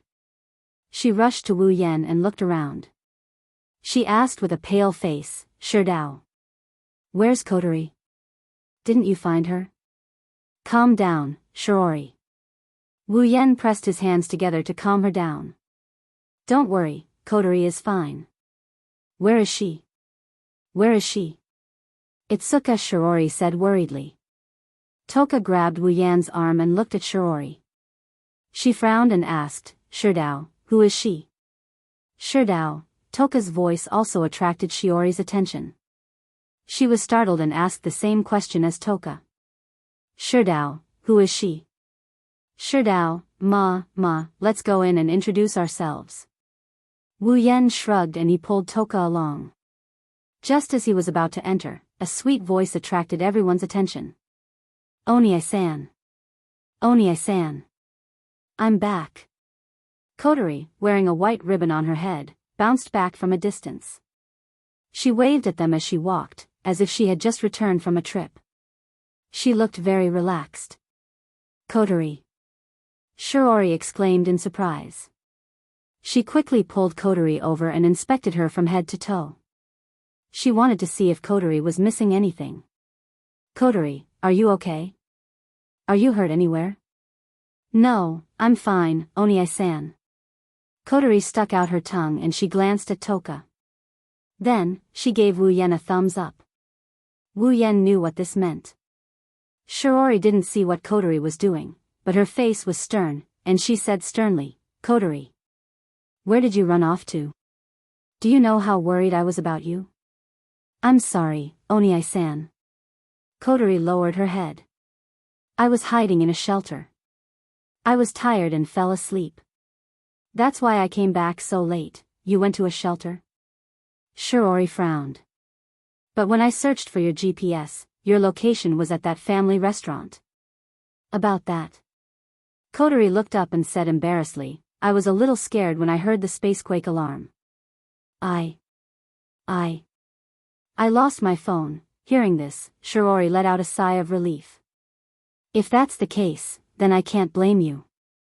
Fortunately, you went to take refuge." "Really, you made me worried to death." Kotori giggled and ran to Shiori's side. She pulled her hand and shook it. Shiori was annoyed and could only helplessly pout. Award-winning actor.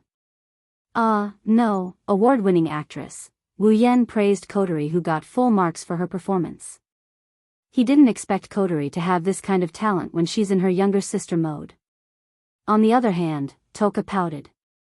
She turned around and she asked Wu Yan. "Hey, Shido, who the hell are they?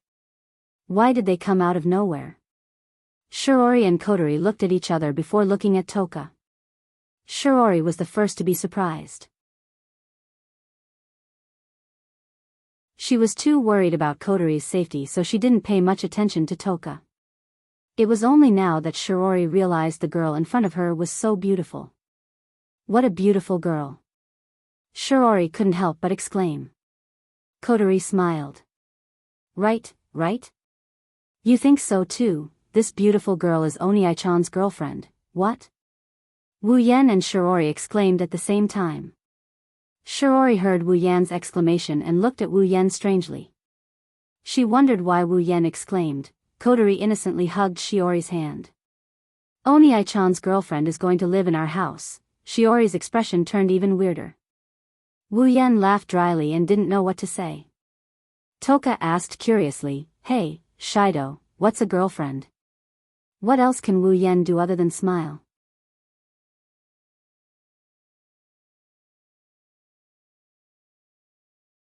Chapter 421. Heavenly Palace City, Itsuka's house. Sitting on the sofa, Wu Yan looked at Toka, who is running around the house. Then, he looked at Shiori, who is going upstairs to clean up a room for Toka. Wu Yan pursed his lips. Then, he looked at Kotori, who is chewing on a jewel. "Kotori, what will Ratatosk do about Toka?" Kotori flipped her ponytails and she replied in a nonchalant tone. "Well, since Toka's power is sealed, Ratatosk decided to allow Toka to stay in our house for the time being. We will supervise and observe Toka while she's at it." Wu Yan looked at Kotori suspiciously. She's more interested in the jewel than the Toka incident. Just observe? Don't tell me that Ratatosk doesn't want to examine 10 fragrance in detail to study the mysteries of the elves' power, the elves' body structure, or analyze the weapons to deal with the elves? Kotori looked at Wu Yan in shock. Her red eyes scanned Wu Yan from head to toe. Kotori shrunk back and said in fear, "Big brother, are you planning to dissect elves? What are you thinking?" Wu Yan was speechless. "I'm just curious. Don't you think Ratatosk would want to study the elves? After all, they might be able to find out more about Spacequake and elves." "I see." Kotori released a sigh of relief. She put on a smile again. Wu Yan's eyelids twitched. "This brat, she's not thinking that I'm going to dissect her, is she? Actually, in the beginning, there were people who wanted to capture an elf alive and conduct research on it. But such a method went against the main purpose of Ratatosk, so such a proposal was rejected." Wu Yan scratched his face. He didn't think much of it. An organization like this is bound to have a dark side. Ratatosk's goal is good, but there's no guarantee that no one in the organization is plotting against the elves. In the face of ambition, the mission is nothing but something that can be changed at any time. However, Ratatosk doesn't have such a thing. Wu Yan doesn't care about that. He just wants Toka to be treated like a tool. "Shido. What is this?" Zhuxiang's voice made the man and woman sitting on the sofa turn their heads to look. The scene they saw when they turned their heads immediately scared them out of their wits. He didn't know when Towa had run into the kitchen. She was holding a bottle of something in her hand. She looked left and right, then she opened the bottle cap and slowly poured it into her mouth. Wu Yan and Coterie can clearly see the words, detergent, written on the bottle. Toka. You can't drink that. Wu Yan yelled when he saw the liquid going into Toka's mouth. He jumped up from the sofa and landed on Toka. Coterie jumped up from the sofa as she screamed at the top of her lungs. In the nick of time, Wu Yan grabbed Toka's hand before the liquid entered her mouth. He swung her hand and the detergent flew in a beautiful arc in the air and splashed all over the screaming Coterie. Coterie froze. Her red eyes stared at the detergent on her body. She confirmed that she was splashed before pursing her lips. 2 small teardrops hung from the corner of her eyes. She looked at Wu Yan and Toka with a bitter expression. Ahaha. Wu Yan laughed dryly and he averted his gaze. I didn't mean to. Shido, why didn't you let me eat it? Toka didn't realize what's going on, so she's not happy that Wu Yan stopped her from tasting the detergent. Idiot. Wu Yan glared at Toka. Not everything can be eaten. Can't it be eaten? Toka lowered her head regretfully. Wu Yan rubbed his forehead helplessly. Wu Yan looked around the kitchen and went to the fridge. He checked the ingredients and said to Toka, You're hungry, right? Wait a minute. Shido, what are you doing? 10 Fragrance asked curiously. For 10 Fragrance, who had just begun to properly understand this world, everything that others did was worth investigating.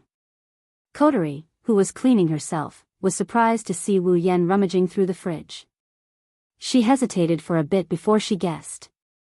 Shido, are you trying to cook? Cook. Toka's eyes widened. Are the dishes edible? Wu Yan ignored Toka and glanced at Coterie, who was in disbelief. Do you need to be so surprised when I cook? But.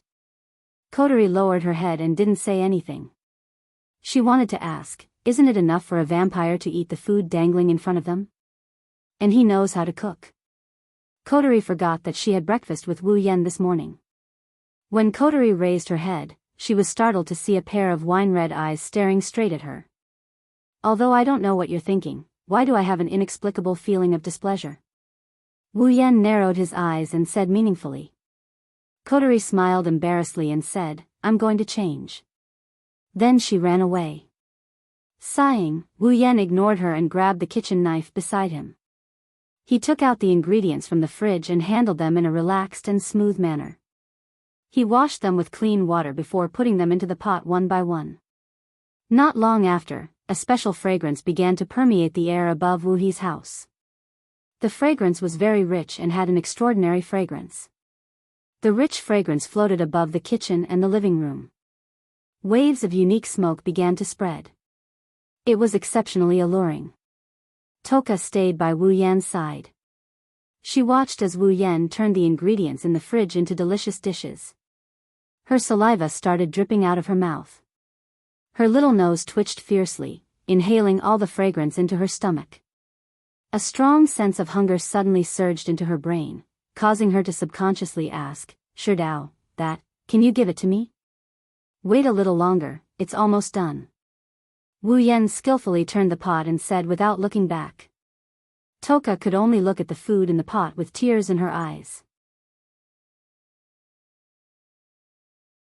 It smells so good. A clear voice came from the other side. Coterie came out of a door and looked at the kitchen. She cried out in surprise, It smells so good, it looks delicious. Toka tensed up and she stood in front of Wu Yan. She yelled at him. No way. I haven't eaten yet. Okay, wait at the table, there's food. It didn't take long for the table to be filled with dishes. Coterie, Toka, and Shiori, who were sitting at the table, couldn't help but exclaim at the same time. It was as if they could see stars shining above the dishes, making them exclaim at the same time. However, in the next second, these exclamations turned into the sound of saliva being swallowed. Shido. Toka sucked in a mouthful of saliva. She, Kotori, and Shirori looked at Wu Yen. Wu Yen couldn't help but laugh. What are you waiting for? Eat. As soon as he finished speaking, 3 pairs of chopsticks began to fly across the dining table at an astonishing speed. After the first bite, the chopsticks moved even faster, leaving behind afterimages. The dishes on the table were reduced at a speed visible to the naked eye.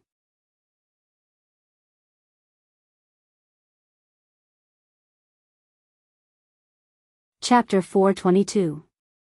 Ugh. I'm so full. Toka, Kotori, and Shirori sprawled on the messy dining table. They looked satisfied, pained, and satisfied. They didn't expect Wu Yan's cooking to be this good. This was especially true for 10 fragrances. She had never eaten food from the human world before, yet she was able to eat food of this level. It was like heaven. Of course, the main reason was that 10 fragrances was a foodie. Looking at them like this, Wu Yan couldn't help but shake his head. He silently cursed himself for having no future ahead of him. After all, the dish just now was something he made in a hurry. Is that enough to satisfy him? If I were to bring out my true strength, wouldn't you all be willing to give your bodies to me? Oni-chan, why didn't you tell me that you're so good at cooking? Kotori turned around and said to Wu Yan. If I knew Oni-chan was so good at cooking, I wouldn't have wanted to eat the super deluxe children's meal. Wu Yan didn't say anything in response to Kotori's words, but Shirori was the first to express her dissatisfaction. Is your sister's cooking really that bad? No, R.A. Kotori turned to Shirori, trying to please her. Oni-chan's cooking is too good, so Kotori thinks it's a pity. That's true. Shirori nodded and smiled. Shido, why don't you take care of our 3 meals? Toka and Kotori's eyes lit up at the same time. They quickly nodded their heads to show their support for Shirori. Wu Yan didn't know if he should laugh or cry at this.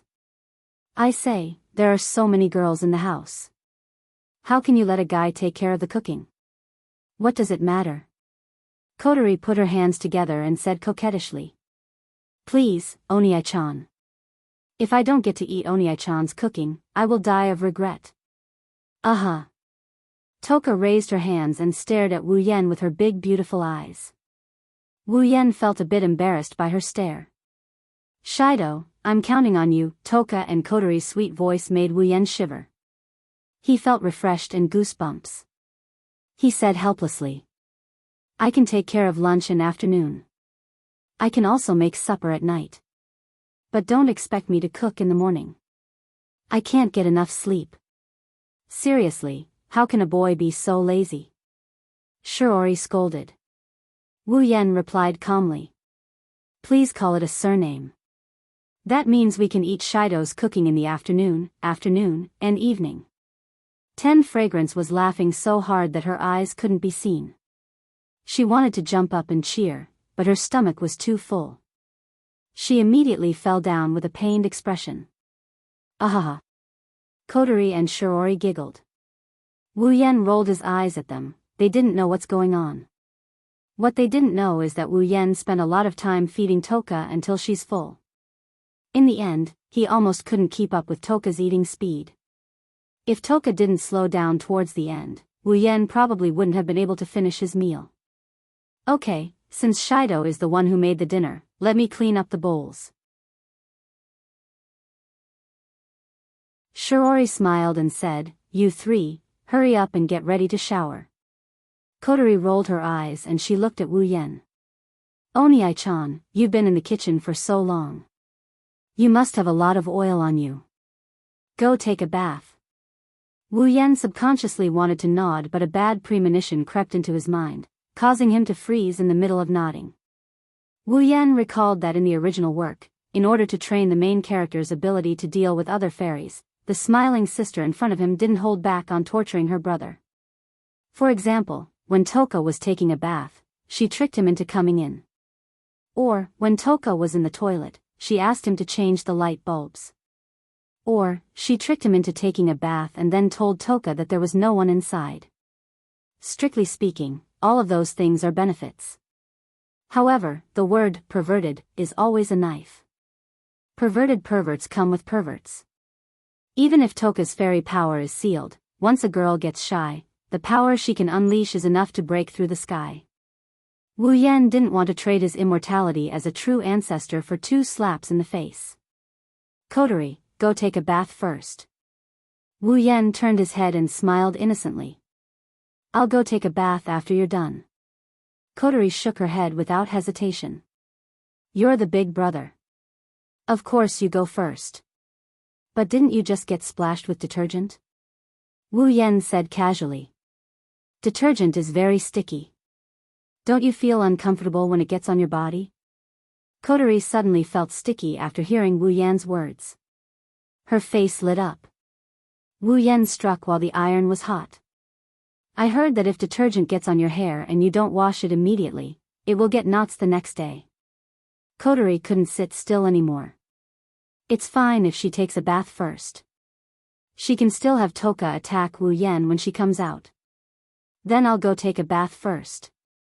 Kotori sprinted towards the bathroom. It seems like Kotori cared about Wu Yan's words. Every girl cares about their image. Kotori is no exception. Even if she's in commander mode, she's in little sister mode.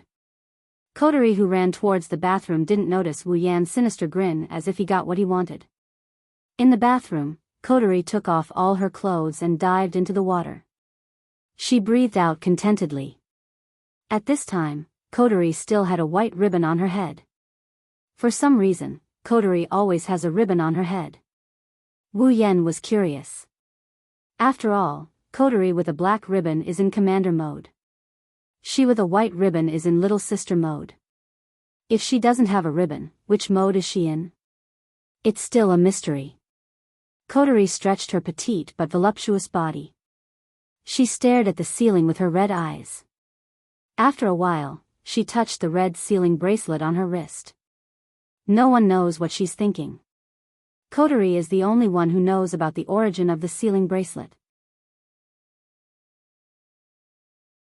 Even Wu Yan, who has the right to exchange for the sealing bracelet, didn't know the origin of the sealing bracelet. Wu Yan tried asking Kotori about it, but every time, Kotori would just give him a perfunctory answer. When she was pushed too far, she would switch to the black ribbon and switch to commander mode. She would give Wu Yan a good scolding. In the end, Wu Yan would come in full force only to leave with his tail between his legs. However, there's one thing for sure. Kotori must have seen Wu Yan before this. Otherwise, Kotori wouldn't have acted so agitatedly in Fraxinus' command room.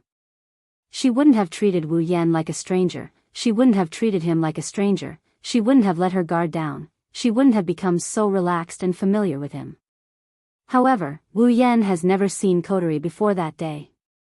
That's why this whole thing is a bit inconceivable. Wu Yan ignored such an inconceivable matter. Transmigration is an unbelievable thing anyway. No matter how unbelievable it is, what's so strange about it?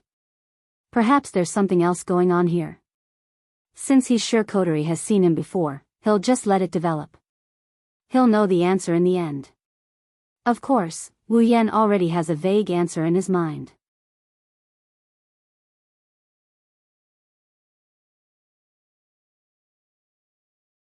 Chapter 423. After an unknown amount of time, Kotori finally got out of the bathtub willingly. She shook off the water droplets on her head and her 2 ponytails swayed in the air. They looked like 2 rays of red light in the bright bathroom. Kotori pushed open the bathroom door and was about to go outside to put on her clothes. However, as soon as she pushed the door open, the scene that appeared before her caused her face to stiffen. She was dumbfounded. Kotori, you took a long time to take a bath. On the other side of the door, less than 20 centimeters in front of Kotori, stood a figure much taller than her. He leaned against the wall and greeted Kotori as if nothing had happened. Wu Yan scanned Kotori from top to bottom with his wine-red eyes. Wu Yan scanned Kotori's body from top to bottom with a panoramic view. His eyes roamed around Kotori's body before stopping at Kotori's chest. Oh. Coterie, I didn't expect you to have such a great body at 14 years old. Wu Yan praised. He clicked his tongue in wonder as if he was appraising a rare treasure. However, anyone who knew about this scene would scold Wu Yan for being shameless. He came here to peep and commented so confidently. What else could he be if not shameless? Wu Yan's infuriating actions brought Coterie back to her senses. Coterie looked at Wu Yan, who kept looking at her body. She blushed from her neck all the way up to her face. Then, her head exploded into a puff of white smoke. Bro. Bro. Bro. Coterie's mouth trembled like a broken machine. Her red face swayed back and forth against the smoke above her head. Her pupils turned into two circles and her head swayed up and down. She looked like she was about to faint. After a long time, Coterie finally opened her mouth under Wu Yan's intense gaze. She's going to scream in the house. Wu Yan had expected this. He looked at Coterie, whose mouth is slowly opening wide. Wu Yan continued with a calm and collected look on his face. Shiori is still at home. What he meant was, now that you're screaming, our sibling relationship will be suspected. After all, no brother would peek at his sister when she's bathing, except for certain perverts. Coterie swallowed back her scream. She almost choked to death. She looked at Wu Yan with tears in her eyes. Then, she dove back into the bathtub at the speed of light and buried herself in the bathtub. Bro. You. How could you? Coterie looked at Wu Yan with shame and anger. She couldn't believe that Wu Yan would peek at her while she was bathing. Wu Yan didn't look ashamed at all. Instead, he walked towards Coterie. Coterie couldn't help but gasp. Bro. Don't come over. What's wrong with that? Wu Yan grinned. You don't know which brat will take advantage of you in the future. You might as well take advantage of me. Wu Yan glanced at Coterie's body and he praised her. Coterie's body isn't as good as most people's. In fact, it's not as good as most people's. But no matter what, Coterie is only 14 years old. At this age, her figure is much better than the 14-year-old Mikoto and the 16-year-old Hinajuku. One has to say, Coterie's future is very promising. Take advantage of you. Bro. Coterie almost fainted from embarrassment. What are you talking about? Wu Yan's shameless words made it harder for Coterie to breathe. She looked around as if she was looking for something. Are you looking for this? Wu Yan looked at Coterie with a knowing expression. He extended his hand, revealing a pair of black ribbons. Coterie was stunned. Wu Yan looked at the ribbons proudly. I knew you'd use this trick. Do you think I'll fall for it a second time after I've been tricked once? How can this be? Coterie wanted to cry but no tears came out. She was in a dilemma. With her tiny brain, she didn't know what to do without the support of Commander Mode. She didn't know what to do. She didn't know what to do. Why not? Wu Yan snorted and pursed his lips. Do you think I don't know you want Toka to barge into my bath? Coterie was taken aback. How did you know that? She asked subconsciously. Coterie realized she let the cat out of the bag. She glanced at Wu Yan's half-smile and wanted to bury her head in the water. Coterie sobbed and begged for mercy with tears in her eyes. Sob, sob, Coterie knows she's wrong. Brother, please forgive me. You know you're wrong? Wu Yan glared at Coterie. I'm afraid you'll continue to frame me like this. Coterie said timidly. But it's for brother's sake. There are a lot of elves waiting for you to save. If you don't train yourself. Wu Yan rolled his eyes at Coterie. With my performance today, do you think I need to go through this kind of training? Coterie then remembered that this big brother in front of her was the person who increased Toka's favorability by 50% in just a short time. Thinking of this, Coterie lowered her head dejectedly and muttered softly. At most, I won't do this again. Coterie looked at Wu Yan and she blushed. Oni-chan, can you leave us alone for a moment? Wu Yan grinned and he told Coterie. You want me to go out? I haven't settled the score with you yet. Coterie was about to cry when she heard Wu Yan's words. You've seen my naked body. Isn't that enough? Of course not.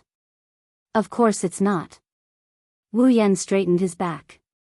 Then, Wu Yan said something that made Coterie break down. Unless you say, Coterie wants to marry brother, I'll leave. How about that? Wah. Coterie stared at the shameless wolf in front of her. Even though she's in sister mode, Coterie still wanted to give Wu Yan a good scolding. Brother, you're taking advantage of me. Wu Yan tilted his head nonchalantly. Victory was in his grasp. You don't have to say it. Coterie bit her lips and began to struggle internally. In the end, her shame won out. Coterie murmured in a voice that was louder than even a mosquito's buzzing. Coterie. Coterie. Louder. Wu Yan guffawed. Coterie was so embarrassed that she decided to throw caution to the wind. Coterie. I want to marry brother. That's more like it. Wu Yan shrugged. He let Coterie go. He waved goodbye to Coterie as he walked out the door. Remember what you said today. Coterie isn't someone who goes back on her words, right? Coterie pursed her lips when she saw Wu Yan walk out of the bathroom. She wanted to cry but no tears came out. Brother. You're a bad guy. After Wu Yan left the bathroom, Coterie carefully got out of the bathtub. She picked up the black ribbon and she put it on her head. That scum. In her commander mode, Coterie was covered in black smoke. She put on her clothes and walked towards Wu Yan's room. Wu Yan made a fatal mistake by leaving Coterie's ribbon behind.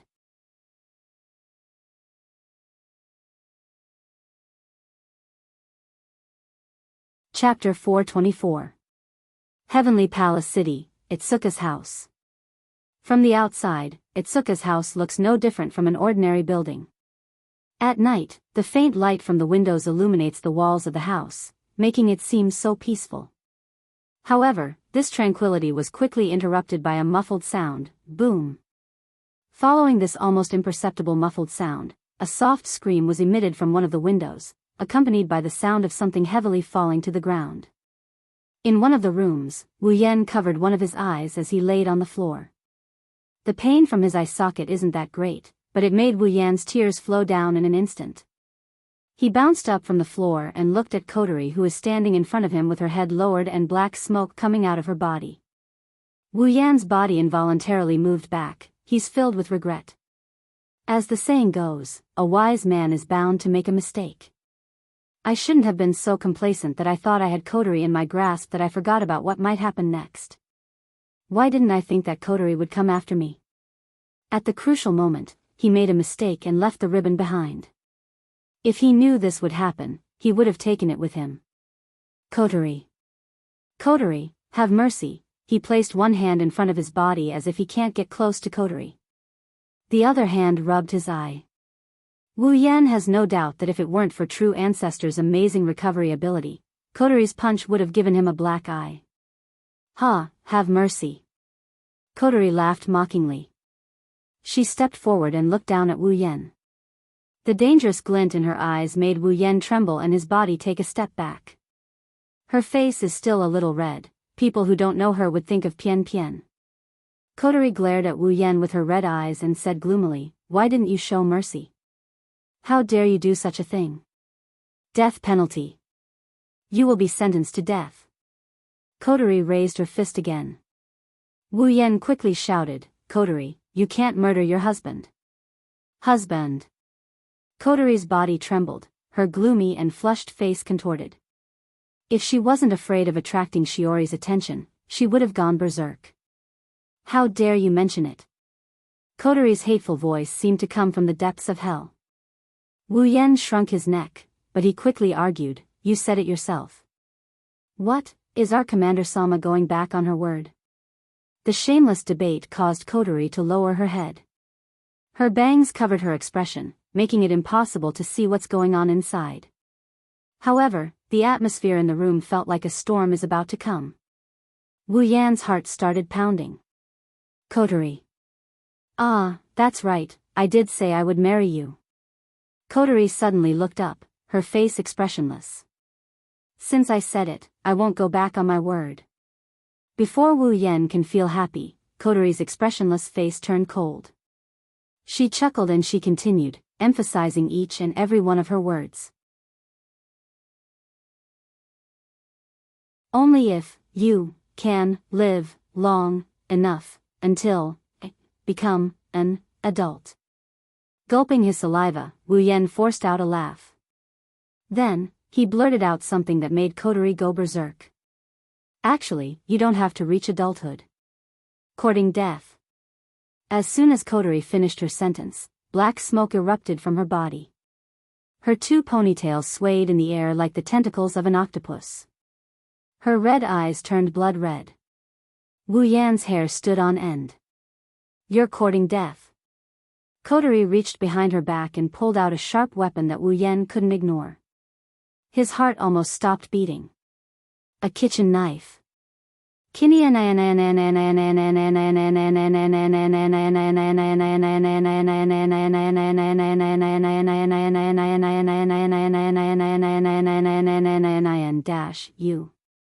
You can't play with this thing.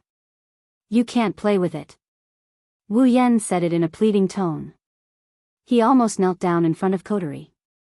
No man is immune to a kitchen knife, or more accurately, a hatchet. Even Wu Yan, who is a true ancestor, can't ignore this weapon even if he knows he can't die. If possible, Wu Yan would rather Kotori give him a good beating than see a hatchet. Girls in the 2D world have hearts that can turn black at any moment. Wu Yan didn't believe this saying before, but now he has no choice but to believe it. Kotori in front of him is one such example. Wu Yan's shameless words turned her into a hatchet goddess. Wu Yan can only hope that his words can soften Kotori's heart a bit. However, Wu Yan was disappointed. Kotori only smiled coldly. Wu Yan was shocked. She swung the kitchen knife at Wu Yan, aiming at Wu Yan's crotch. This time, Wu Yan was scared out of his wits. Wu Yan's nerves tensed up as he watched the kitchen knife coming at his crotch. He moved his legs to the left and right at the fastest speed in his life, narrowly dodging the knife. The kitchen knife didn't slow down and pierced Wu Yan's crotch. Wu Yan looked at the kitchen knife that was less than a centimeter away from his crotch. Cold sweat dripped down his forehead, soaking the hair in front of his forehead. However, none of this is important. Even if all his hair falls out, it's not as important as his happy life. Kotori. Are you serious? Wu Yan shouted. However, this didn't scare Kotori. Instead, it made her laugh. You have the guts to do something so shameless, but you don't have the guts to face the consequences. How can there be such a good thing? The hand holding the kitchen knife twitched as if trying to pull the knife out of the floor and end Wu Yan's blissful life. The cold gleam of the kitchen knife pierced Wu Yan's little brother, who was less than a centimeter away from the knife. Wu Yan's cold sweat turned into a waterfall as he yelled and jumped up from the floor. Stomping on the bed, he leaped over Kotori. The moment his feet touched the ground, he ran out of the room without looking back. He disappeared without a trace. Stop right there. Kotori shouted angrily. She pulled out the kitchen knife and chased after him with murderous intent. Where can I hide? Where can I hide? Where can I hide? Where can I hide? Where can I hide? Wu Yan ran down the hallway while muttering in fear. He looked left and right, trying to find a place to hide from the knife. Wu Yan has subconsciously forgotten that his combat power isn't something a sealed Kotori can compare to. Wu Yan didn't want to take Kotori's knife. If it was any other part of his body, he would accept it. However, Kotori is aiming at a place he can't afford to lose. Even if a true ancestor can heal such a small injury in a short time, Wu Yan can't guarantee that he won't be traumatized. Shiori was taking a shower in the bathroom, so she didn't notice anything. As for Toka, she was rolling around happily because she got a comfortable bed and a room. Thus, a game of hide-and-seek began in Itsuka's house.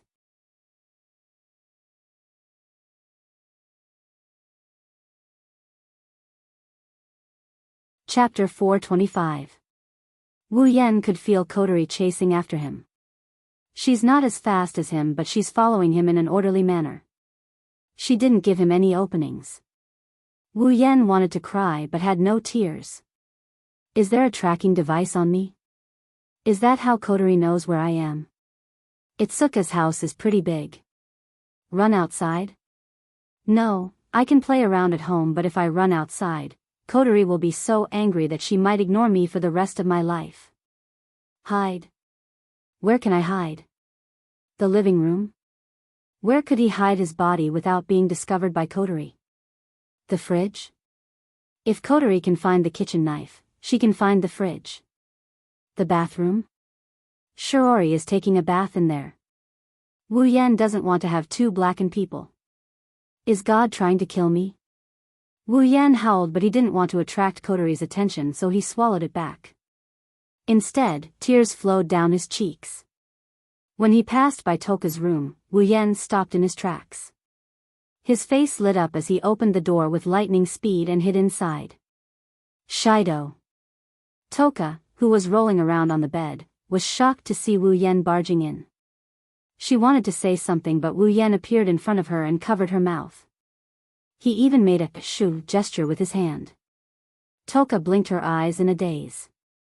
Then, she nodded at Wu Yan with a serious expression, indicating that she got it. 10 fragrances room fell into silence. The man and woman held their breaths with all their might, fearing that their breaths were too loud and might be heard by others. After an unknown amount of time, a series of messy and hurried footsteps could be heard from outside the door. It was not silent, but it was very fast. Due to the quiet environment, the two people in the room could hear it.